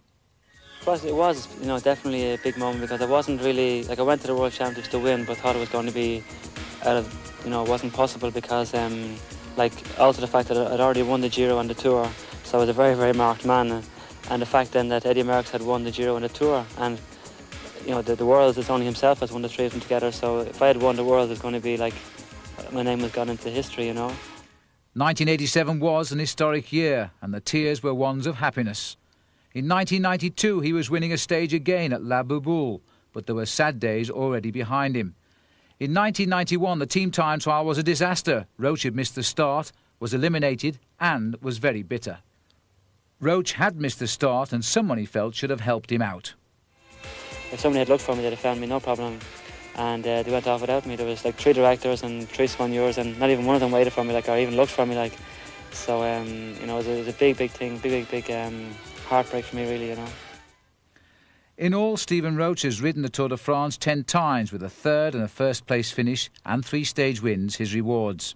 He's always been liked by the public, especially by the French and the Irish, and he'll always be remembered by them when he retires. But I think it'll probably hit me when I cross the line on the Champs-Élysées next Sunday. Then it will hit me that, well, it is my last Tour, and we'll see what the direction is. Stephen Roche is the only sportsman to be given the freemanship of the city of Dublin and now stands alongside the statesman John F. Kennedy and the Pope. But the Tour de France goes on, and we're now about to enter the Pyrenees, and Stephen Roche is still very much in this, his final race. Stage 15, taking the riders over the Col de Joux. And then we leave France via the Port d'Envalira, 2,407 metres, onto the Col d'Ordino in Andorra, and then the uphill finish, the Monte de Pal at 1,840 metres. In all, 231 kilometres, and now we are deep in the heart of the Pyrenees. And the first attack of the day has come, and it's come from Richard Virenque, Oliveira Rincon and Leonardo Sierra. And the conditions here at the top of the first mountain is very, very bad indeed, but the attack is paying off. This is the top of the Col de Joux, and Virenque first over there from Rincon and Sierra. So quite clearly, three riders a long way down overall are trying for the long escape and hoping that Miguel Indurain will not take up the challenge as we now go on to the next big climb here, and you can see the wind. Very, very difficult racing conditions indeed, and with a tough day again in the Pyrenees tomorrow, I'm not surprised that Indurain or indeed Tony Rominger are anxious to start the attacks very early. Three riders, three different nationalities. At the back here is Sierra, he comes from Venezuela. Then we have Rincon from Colombia and the Frenchman Richard Virenque. Well, we saw his RMO teammate, as he was last year, when they rode so well in this Tour de France, Pascal Lino on the attack. Now they're both on the same team again, but this time the Andorra-based Festina team. And that is probably why Richard Virenque has been told to go out early on the attack. Well, here's the carrot for the rest to follow as we climb up again towards the skyline here. And this now is the climb of the Port d'Envalira, taking them up to 2,407 metres. And Virenque is setting out the message. But at the moment, there's something like 7 minutes ahead of the field containing Indurain.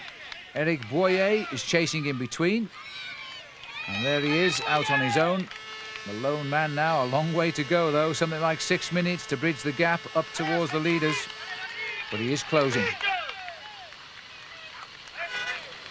And the GAN team not having a very good tour, the new sponsorship this year. It was formerly the Z team, of course, and Greg LeMond not starting in this year's Tour de France, so they are really a team without a leader. Jean-Francois Bernard at the front. We haven't seen too much of him in this Tour de France, but now he's trying to do his duty for Indurain, setting the pace. Indurain comfortable, waiting till we get nearer the steep climbs that come once we cross into Andorra. And here's Eric Boyer being cheered over the border. And further up the climb now, we go back up to the leaders. Rincon, the spindly legs of the man who's had a couple of good results this year, a win in a stage of the Tour of Spain and the Tour of Aragon, and indeed the Dauphiné, which is always seen as a very good training race for the upcoming Tour de France. And Colombia have waited a long time too for a good success in the Tour. Well, this is Franco Vona here now, and he's got away from the main field. And he's been joined alongside him here by Jean-Philippe Dajva from the Festina team. So quite clearly Festina's had their orders this morning to show the colours as they go home to Andorra. The only way this team could register itself in Andorra, where Festina come from, was by actually taking onto the books a lot of Andorran amateur cyclists, because of the international rules requiring the majority of the riders on the team must come from the country where the team is registered. And the majority of the top professionals, in fact, don't come from Andorra. Well, this trio has been on the attack all day today, and the gap is still there. A little discussion going on here, and it's quite clearly not in any particular language that each understands. Sierra indicating 2 there to Virenque. Virenque keeps going well. Well, Franco Vona, he was a star of the Alps 1 year ago, taking second place on both the mountain stages there. Remember him on the climb to Sestria? We saw nothing of him. The cameras followed Claudio Chiappucci and then Miguel Indurain, and up popped Franco Vona in the middle of them both, taking second place. It would be nice and just if he could win the stage today, but he's still a lot of work to do to get across to those 3 leaders. And at last the cloud has begun to lift here on the climb of the Envalira, and Vona going clear. I can't help feeling this is the calm before the storm, and this indeed now is Rondon trying to get clear for the Gatorade team. Abelardo Rondon, he's now in fact the 5th rider on the road, chasing Sierra, Veronk, Rincon and Vono. And he's something like 3 minutes behind this trio as they go up over the top. So Vona is the 4th rider on the road as he comes up the Onvalira, and there's the time gap, almost 3 minutes to him. And now followed by Rondon, and he is just on 3 minutes as he goes over the top. Still no signs of the big field, but we do hear that in fact Erik Breukink has been dropped by the big pack. Now the long descent, because we're now into Andorra and the riders heading up eventually the Col d'Ordino, which is in fact a brand new road that takes them over the top. At one stage you couldn't go right over the top of the Col. Now it's a new road which will take them down into the heart of this beautiful principality, and then they'll go up the final climb of the day, and that is quite difficult to say the least. There is what is left of the big bunch, the heads of state as it were, in the Tour de France, and still Miguel Indurain being followed very closely down there by Rominger and Zenon Jaskula. So 10 kilometres to go now to the finish, and in fact that was Richard Veronk on the final climb, and he's been dropped by Oliveira Rincon. And now the pace is being stepped up here, and it's being done in fact by the class riders, and this is Gerard Rouet setting the pace at the front on behalf of Miguel Indurain. And I would think that Indurain has told Rouet to go to the front, set a very fast tempo in the hope that Tony Rominger will not be able to lift the pace and launch an attack. Everything today, this first day in the Pyrenees, has worked out very much so far in the favour of Indurain. But this is Oliveira Rincon now. It's been a long day in the saddle for him and these two, but he's dropped them both. Sierra at the back and Veronk have been left on this last climb. So all of Colombia will be cheering this one home now as Rincon goes alone for gold. And there is quite a considerable size, in fact, that group down there, which indicates the pace has not been as hot as it might have been today, this first day in the Pyrenees. And Leonardo Sierra now being joined by Rondon. That's Rondon setting the pace at the front. And so this little group with Vona as well is coming back together in the chase. But the man who has slipped them is Oliveira Rincon for the Amaya squad and Colombia. He's concentrating very, very hard indeed. This will certainly go down as his greatest moment if he can survive to the top.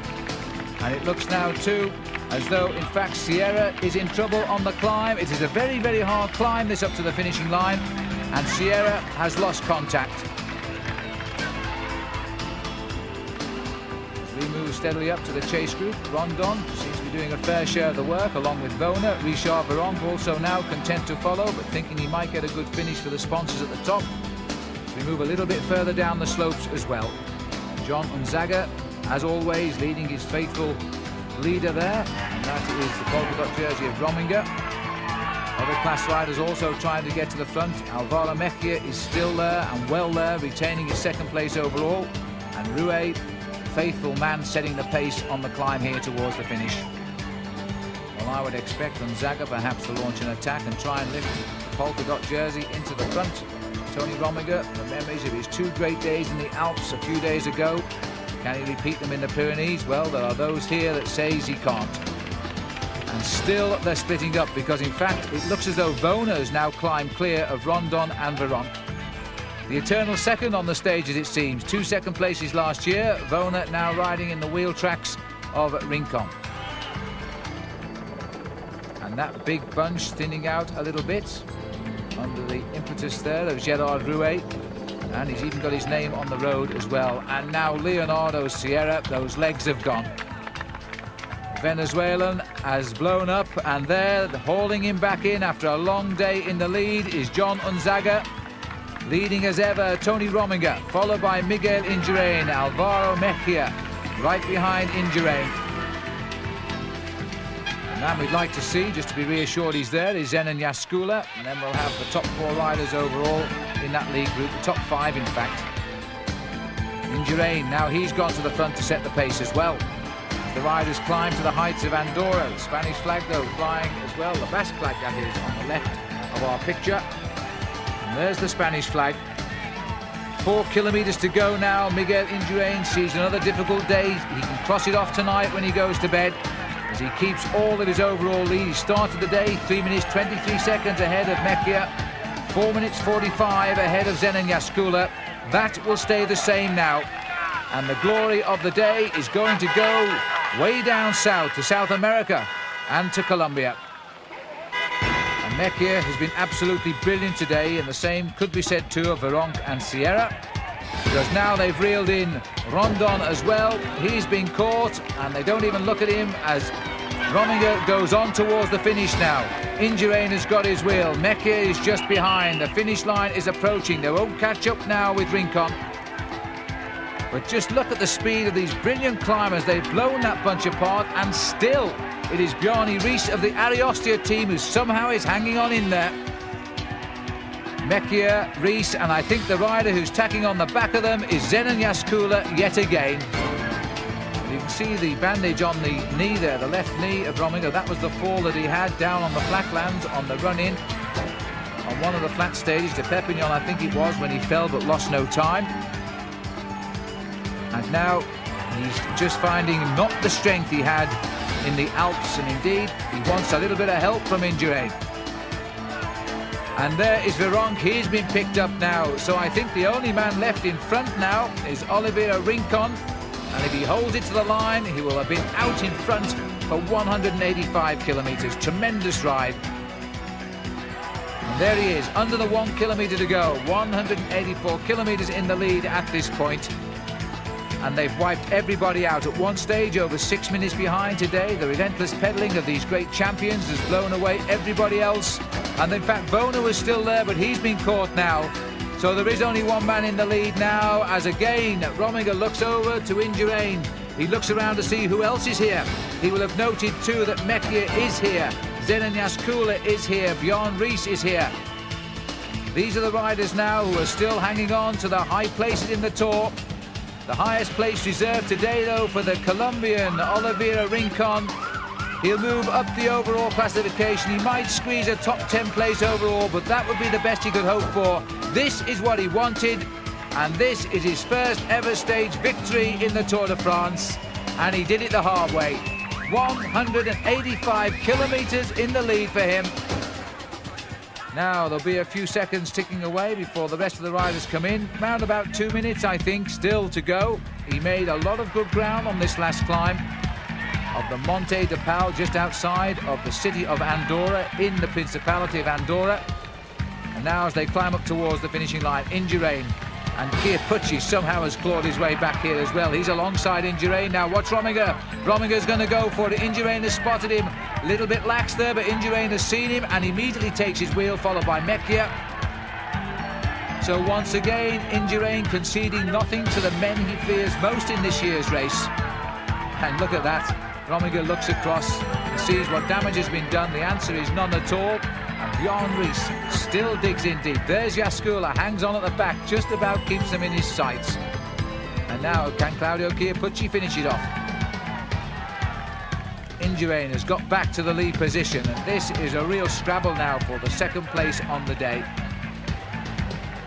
A final little kick around that last bend, which is the steepest, and it's all over the climbing now. It's a straight spin for the line. And it looks as though Bjarne Riis is going to have a go for it. He's gone, Bjarne Riis, with all of the strength he can muster. Tony Rominger goes after him. Jean-Marie Leblanc there watching over, the director of the Tour de France. He's seeing now a great sprint from a man we wouldn't expect to see doing it here. Bjarne Riis goes for it, but the challenge comes to Rominger. And Rominger is going to get second. He was robbed of winning another mountain stage in this race by the Colombian, but he makes the best of the rest. Second place for Tony Rominger, ahead of Bjarne Riis, Jaskula, Mejia, Indurain. They're all there in a great, great finish. But Indurain, who comes in, and now he knows another day has gone by in the Tour when they haven't approached his leader's yellow jersey. A pat on the back there too for Oliveira Rincon from the great champion.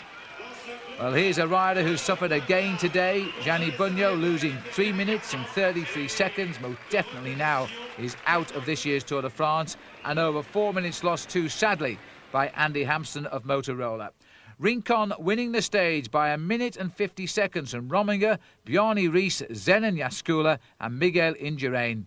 But the flowers of the day, and they're big enough too, aren't they? going to the arms of Olivier Rincon, who has put Colombia on top. Overall, though, no change at all after this first day in the Pyrenees. The same time gaps existing as they were at the start. Mejía, Jascula, Rominger and Rees is still there, albeit 10 minutes and 26 seconds back. In the King of the Mountains competition, a clear lead now for Rominger over Rincon, who climbed up to second place today, ahead of Miguel Indurain and Claudio Chiappucci. And after the rest day in Andorra, the riders now preparing for the ride back into France over the high mountains of the Pyrenees again, including the Benaguia, and then they will re-enter France as they climb up over the top of the Col de Portillon at nearly 1,300 metres, and the finish via the Col de Peyresourde, down in the valley, and the long climb up to Saint-Lary-Soulan on the Plat d'Aix climb. It really is a tough day today, and this the last real chance the riders have of attacking Miguel Indurain, and Tony Rominger knows it, the leader in the King of the Mountains. And this is the riders now as they head out through the beautiful Pyrenees. You see there are easier ways to go through the Pyrenees than by bicycle, and the milkman taking time out. And the top of the first climb of the day, and it is a sprint finish, and it is in fact Tony Rominger snatching it on the line there as Rominger goes over. But this is the Col de Portillon. The riders now coming back into France the hard way. Goodbye to Spain. And the rider at the front again is Tony Rominger, storing those points now for the King of the Mountains competition, which will assure him of a place on a podium in Paris. But he would love the yellow jersey, there's no doubt about that. And so the riders now heading through Luchon, where the feeding station is today. And the only way out of Luchon, for those of you that know it, when you go down there by bicycle, is usually uphill, because the great climbs surround it. And this is now the entry onto the Col de Peyresourde. And the attack has come from Claudio Chiappucci, and with him now is Massimo Girotto. Well, Girotto has won a couple of stages in the Tour de France, but this will go down in the books if he managed to pull this one off. Robert Miller here setting the pace nicely. But these two gradually pulling clear at the moment. Well, Claudio Chiappucci has had his good days and his bad days in this year's Tour de France, and it could well be that today will be a good one. Very often the day after the rest day, riders do have a bad patch, and Miguel Indurain anxious not to have one right now, because he's on the lower slopes of the Col de Peyresourde, and the crowd has decided this is where they want to be. Magnificent crowd here. And now the main field is fragmenting as they settle down to chase Claudio Chiappucci and Massimo Girotto. They've desperately tried to delay the attacks today, because the last climb of the day, the Plat d'Aix, is a very, very difficult climb indeed. It winds up the back of Saint-Lary-Soulan, this beautiful village which nestles on the Spanish frontier, but on the French side, and the climb itself goes up round the back of the village, and it literally goes to nowhere. The easiest way to go and see the top is by cable car, but the riders won't have that luxury today. Over the top of the Peyresourde, another 15 kilometres of climbing in the legs, and Chiappucci and Girotto go over the top together. Zenon Jascula still up with this leading group as well. Alberto Conti is here, so too Rominger, not surprisingly. Mejía. There's Jascula again, notching on in what we often call the ticket collector's position at the back of the lead group, watching all of the moves again. Well, after the riders came into Andorra, which is now 2 days ago, Indurain, Mejía, Jascula, Rominger was the situation overall. Now we're on the way down. Look at that. Just on the edge of 70 kilometres an hour on the way off the Col de Peyresourde. Chiappucci, we've never quite known when to write him off in this year's Tour de France, but one thing's for certain, I don't think in any case now there'll be a top 3 position for him in Paris. He's lost too much time, and it looks as though he's going to have to surrender now, along with Girotto, to the group that's coming up. Well, it looks to be a group of some 15 to 20 riders who are coming together as they now head on to the Plat d'Aix climb, and the first rider to lose ground here is Girotto. At the start of this climb, a massive crowd, they've paid to line this mountain today all the way to the summit. And now it looks once again as though the class rider, Tony Rominger, is going to launch an attack. He's waiting for the climb, it's all or nothing here. They've picked up a tailwind, in fact, on this climb, and Indurain grits his teeth and goes with the only man he cares about yet again. He knows now if he can be alongside Tony Rominger at the top of this mountain, then he will go on to win the Tour de France. There'll be no doubt about that. But Indurain is not the smooth pedalling man now. He's gritting his teeth as he tries to hold on to Rominger. That's Mechia trying to get on turns behind. Hasn't got the acceleration of Rominger though, but he'll try and come back, that's for sure. It's Rominger, the Swiss rider who's brought so much to this, only his third Tour de France. This year and the last 2 years, the winner of the Tour of Spain. And Miguel Indurain, his big frame there, weighs something like 76 kilograms. He's hanging on now. And he really is hanging on as well, because Rominger is stretching him. Rominger is most certainly stretching him now on this long climb, this climb that was first held in the Tour de France back in 1974 when Raymond Poulidor was the stage winner then. We've seen Lucien Van Impe win here twice. In 1976 he springboarded here to his final victory in Paris as well. And it's fitting to note that Van Impe is now commentating here for Belgian television as well. And also other winners on the climb, Zoetemelk, Joep Zoetemelk in 1975, who won the Tour in 1980. Mariano Martinez went on to win the King of the Mountains. He triumphed here in 78. And Beat Breu in 1982. 82 was the last time. Here's Robert Miller.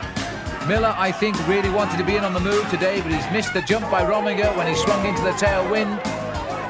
And so too Claudio Chiappucci in a little bit of trouble now. This is a vicious, vicious climb. It's very steep. It's much steeper, in fact, this climb, than Alpe d'Huez, which we've missed out this year on the Tour de France.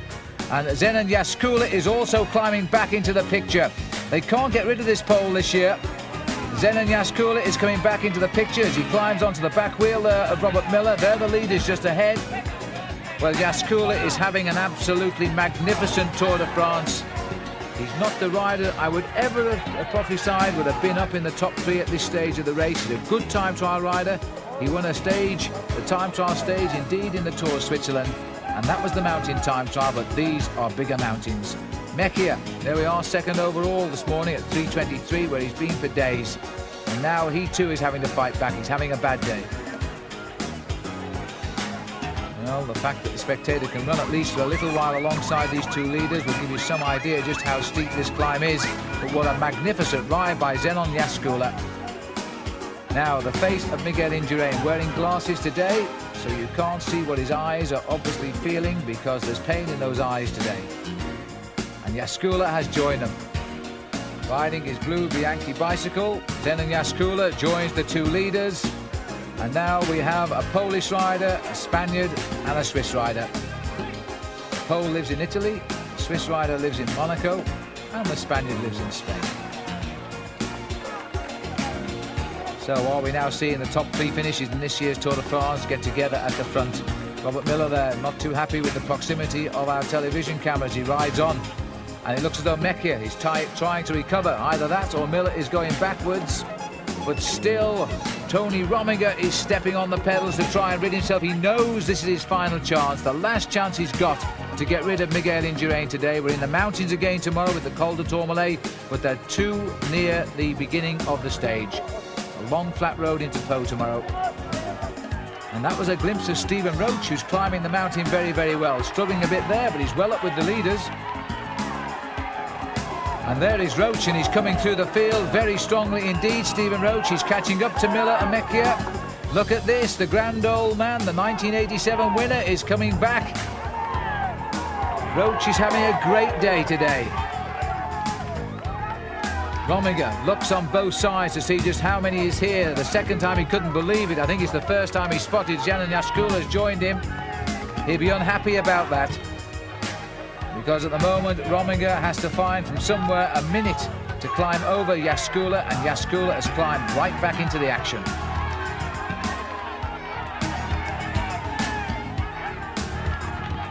And the crowd have waited a long time up the mountain today to see the Battle of Pladodet behind Saint-Lary-Soulan.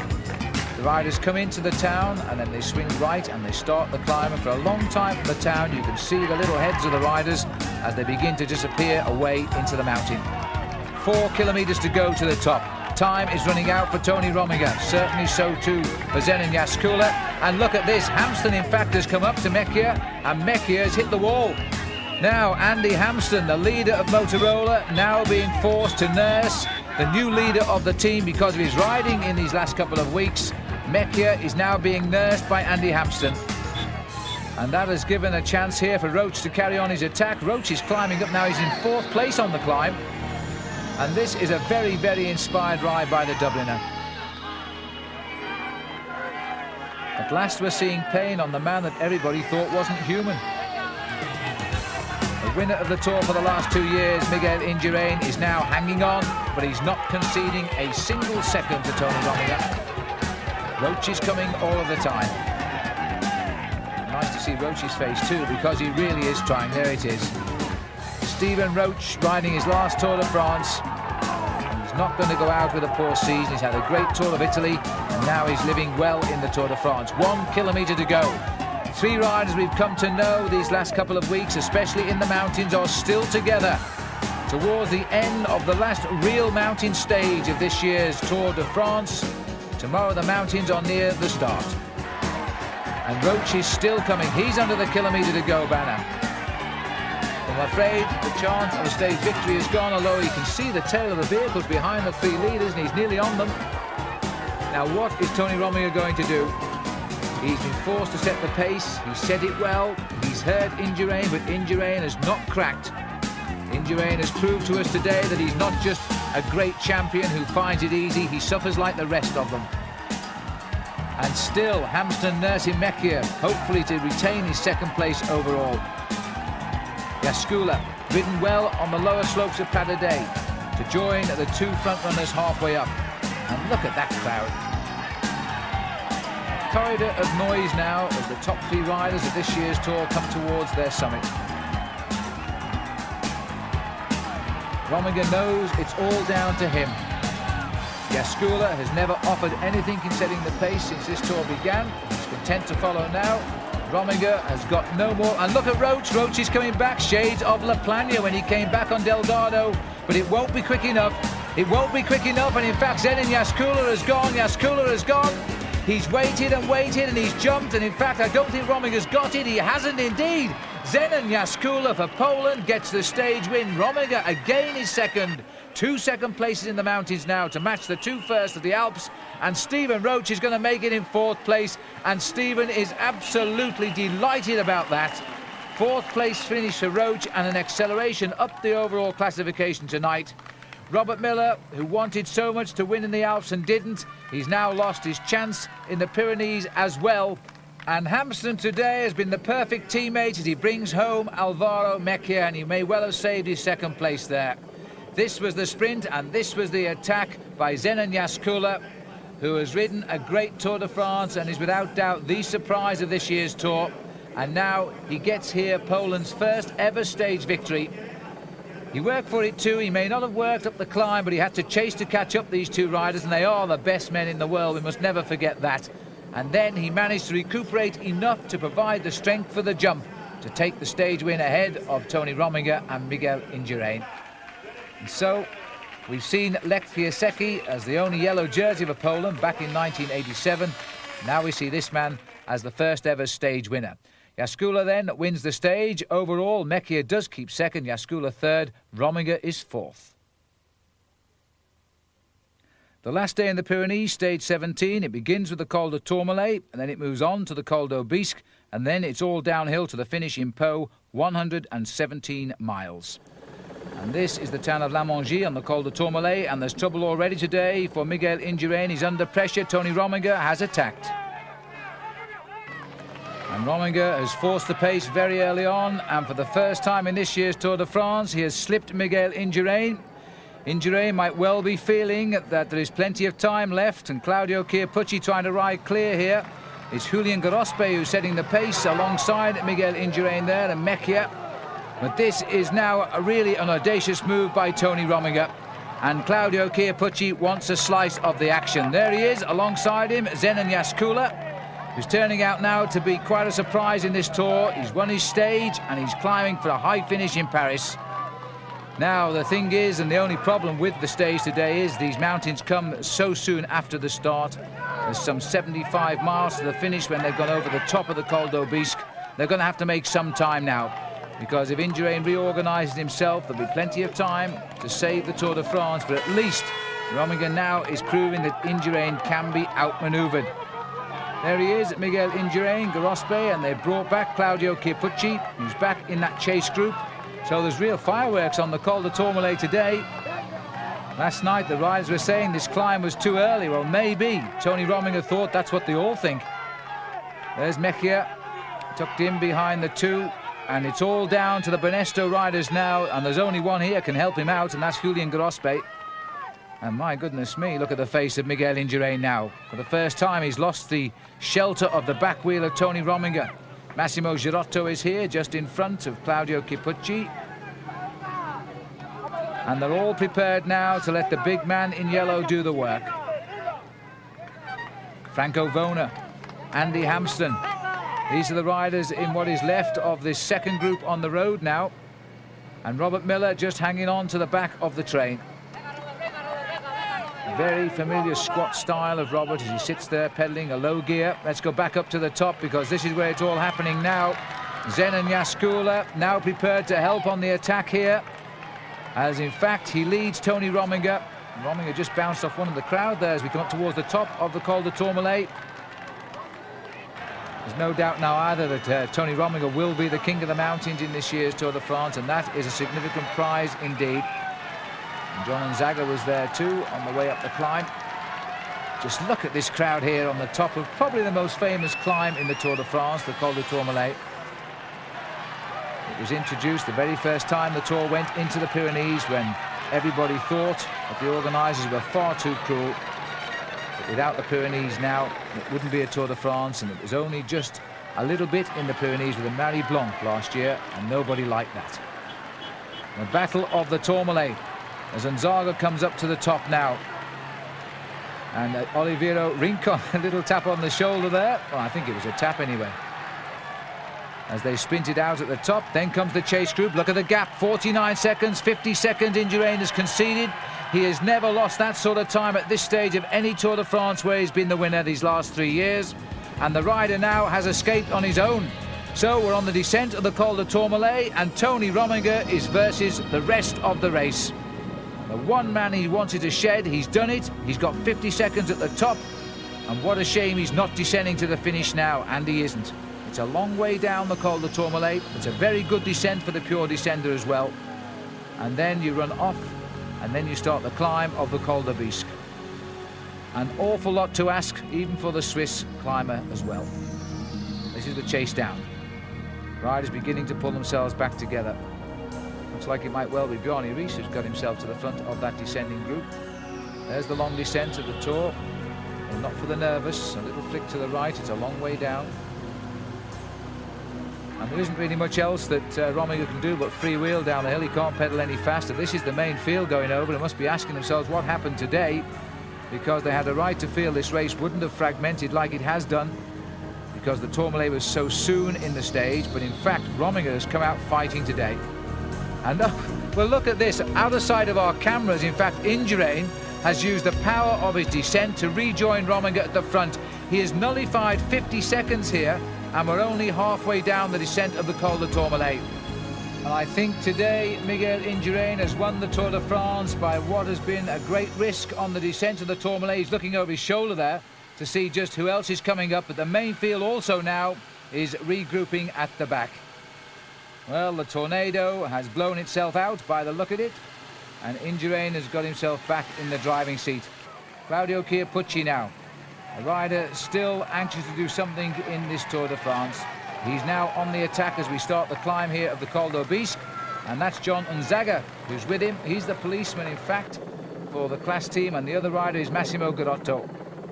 This will be the second group on the road. Indurain now alongside Tony Rominger. And that's what he wants. A drink coming up. No, there isn't, for Claudio Chiappucci. Now Chiappucci on the climb of the Col de Bisque. This was where Stephen Roche won his first ever stage of the Tour de France. Happy memories for him. Going back a few years now, as we go back to the main field here, and the Banesto riders are getting themselves back in control at the front. Gerard Rouet on the right of our picture, I think indicating there to keep the tempo nice and steady, because these three riders out front do not affect their man Miguel Indurain. Up towards the summit now of the Col de Bisque, Claudio Chiappucci wins the last big mountain climb of this year's Tour. He goes over the summit, and the main field have reorganised themselves with all of the riders in the leadership of the classification almost together.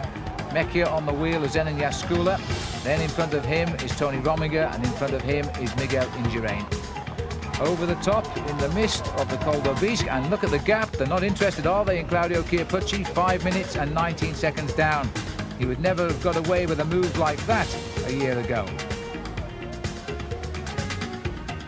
Still a long, long way to go into the city of Pau, which this time will take the riders away from the mountains. So often it is the gateway to the Pyrenees. We now move on into the streets of Pau, and these three riders have no fear of the field behind. It's only a question of who will win the sprint. John Unzaga is in that group, the Ariostia team now. They're thinking more of keeping Bjarne Riis high up because Claudio Chiappucci could endanger Riis's 5th place overall. And it's up to them now to bring this peloton back into reasonable distance of Chiappucci, and they know it. And so while they try to bring them back at least into sight, Claudio Chiappucci, Girotto and Unzaga will think of the stage win. There's the kite as we now swing up in towards the square in the city of Pau. Unzaga has done so much work in this year's Tour in the service of his team leader, Tony Rominger. Now, can he win the stage? There's the Ariostia riders trying to keep the race together and bring them closer. And look at this, they've shut down. Now, this is going to help Bjarne Riis keep his 5th place overall for sure. Watch Claudio Chiappucci here, lying off the back and waiting. Massimo Girotto is worried about him. In fact, only Unzaga has never won a stage in previous Tours de France. The other two riders have struck twice each. And in fact, it's quite clear that Girotto is more concerned about Chiappucci than he is about John Unzaga, and that's why Unzaga started the sprint. He's gone early, though. It's still a little way to go into the finishing line. Unzaga, though, still has the lead now. Massimo Girotto searches for the gear lever, finds the gear, goes. And now Girotto goes, and Chiappucci coming on our right. They're neck and neck to the line. And Claudio Chiappucci is edging this. He gets it.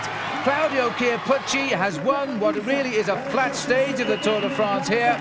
And there is Bjarne Riis coming home next, and that will save him his 5th place overall on the classification in the Tour, as the rest of the field are brought home safe and sound. Max Chiandri not too far away off the sprint there. Chiappucci wins the stage from Girotto and Unzaga, Riis and Yekimov. Overall, Indurain still leads Mecchia, Jaskula and Rominger. Bordeaux next stop, where amateur Chris Bourban was setting the hour record.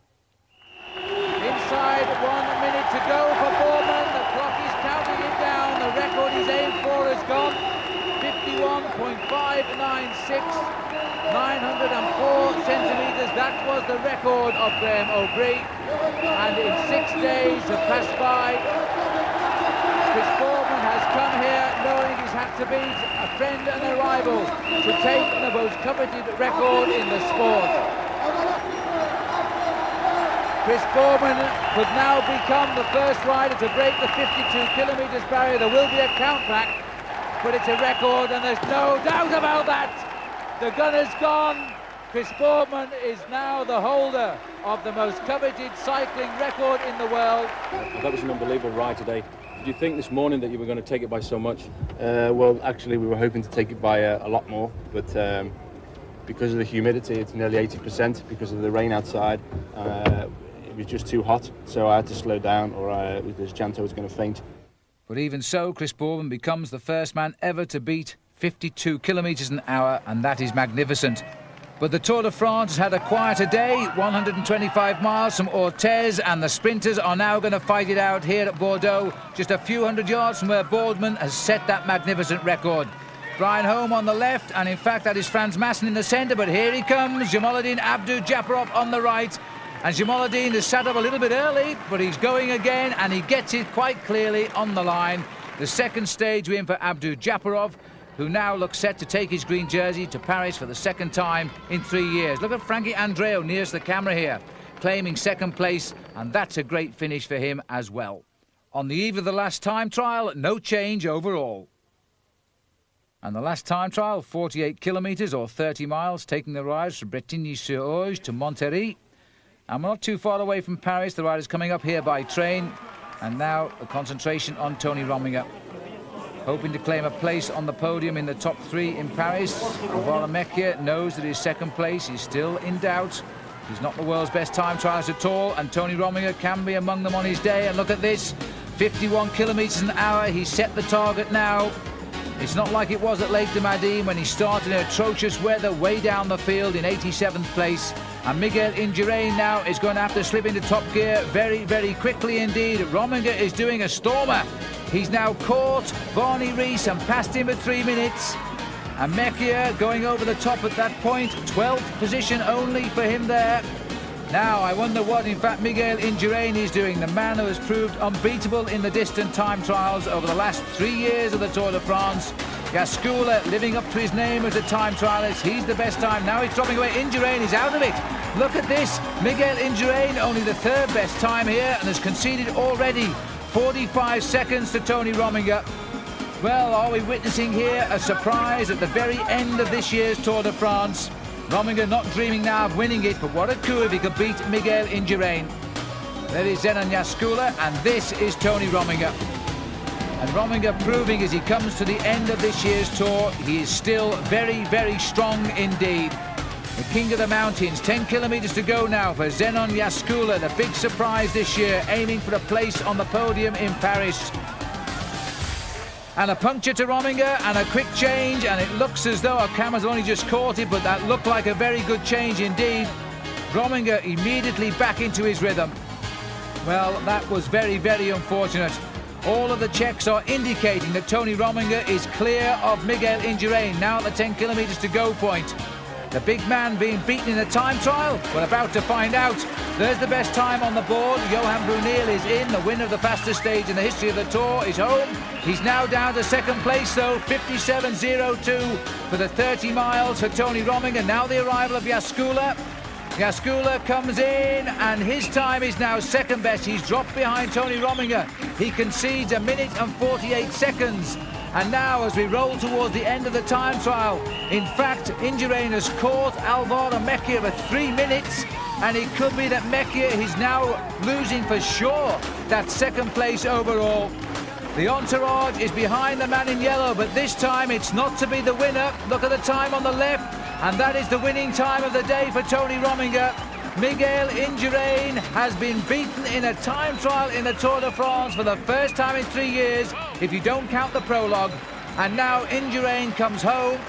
He's going to be just a little bit better than Jascula on the line, but only by about 5 seconds. He concedes 42 seconds to Tony Rominger, the winner, and here's Paul with him. You said before the start this morning that you wanted to do a fine performance today. Are you surprised by your performance of today's time trial?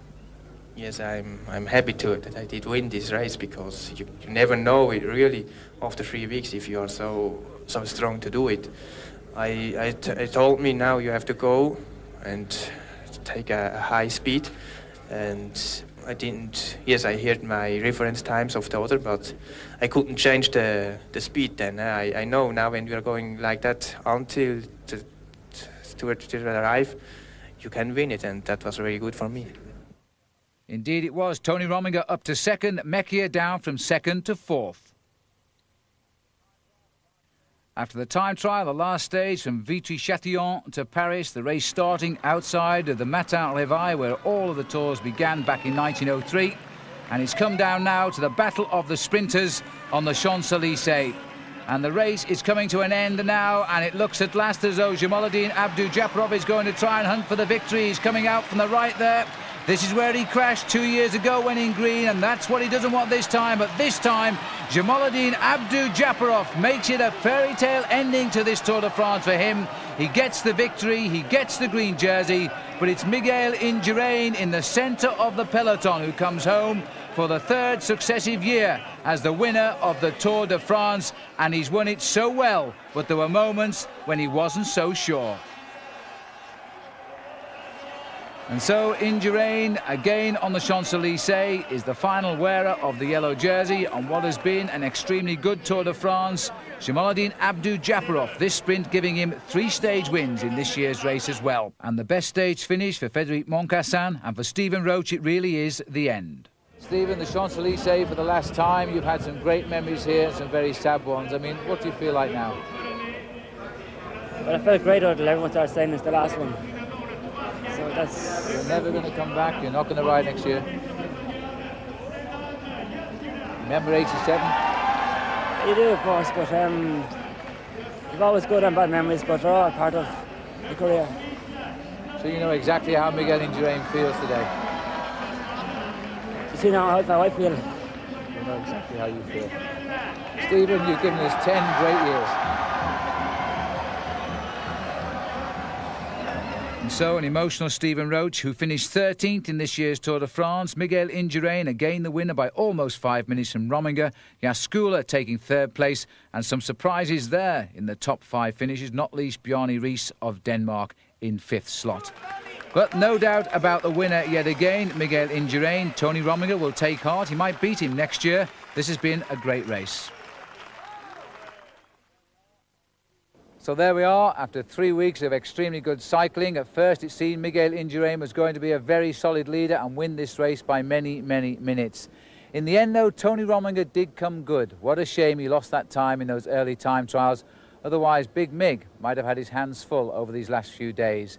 It's been a different type of Tour de France. It's found the usual type of winner, Miguel Indurain. He's won 3 now, like Lewis Mbobet and Eddie Merckx. Will he make it 4 next year? Well, we'll tell you on FCV on next year's video. Until then, I'm Phil Liggett saying goodbye.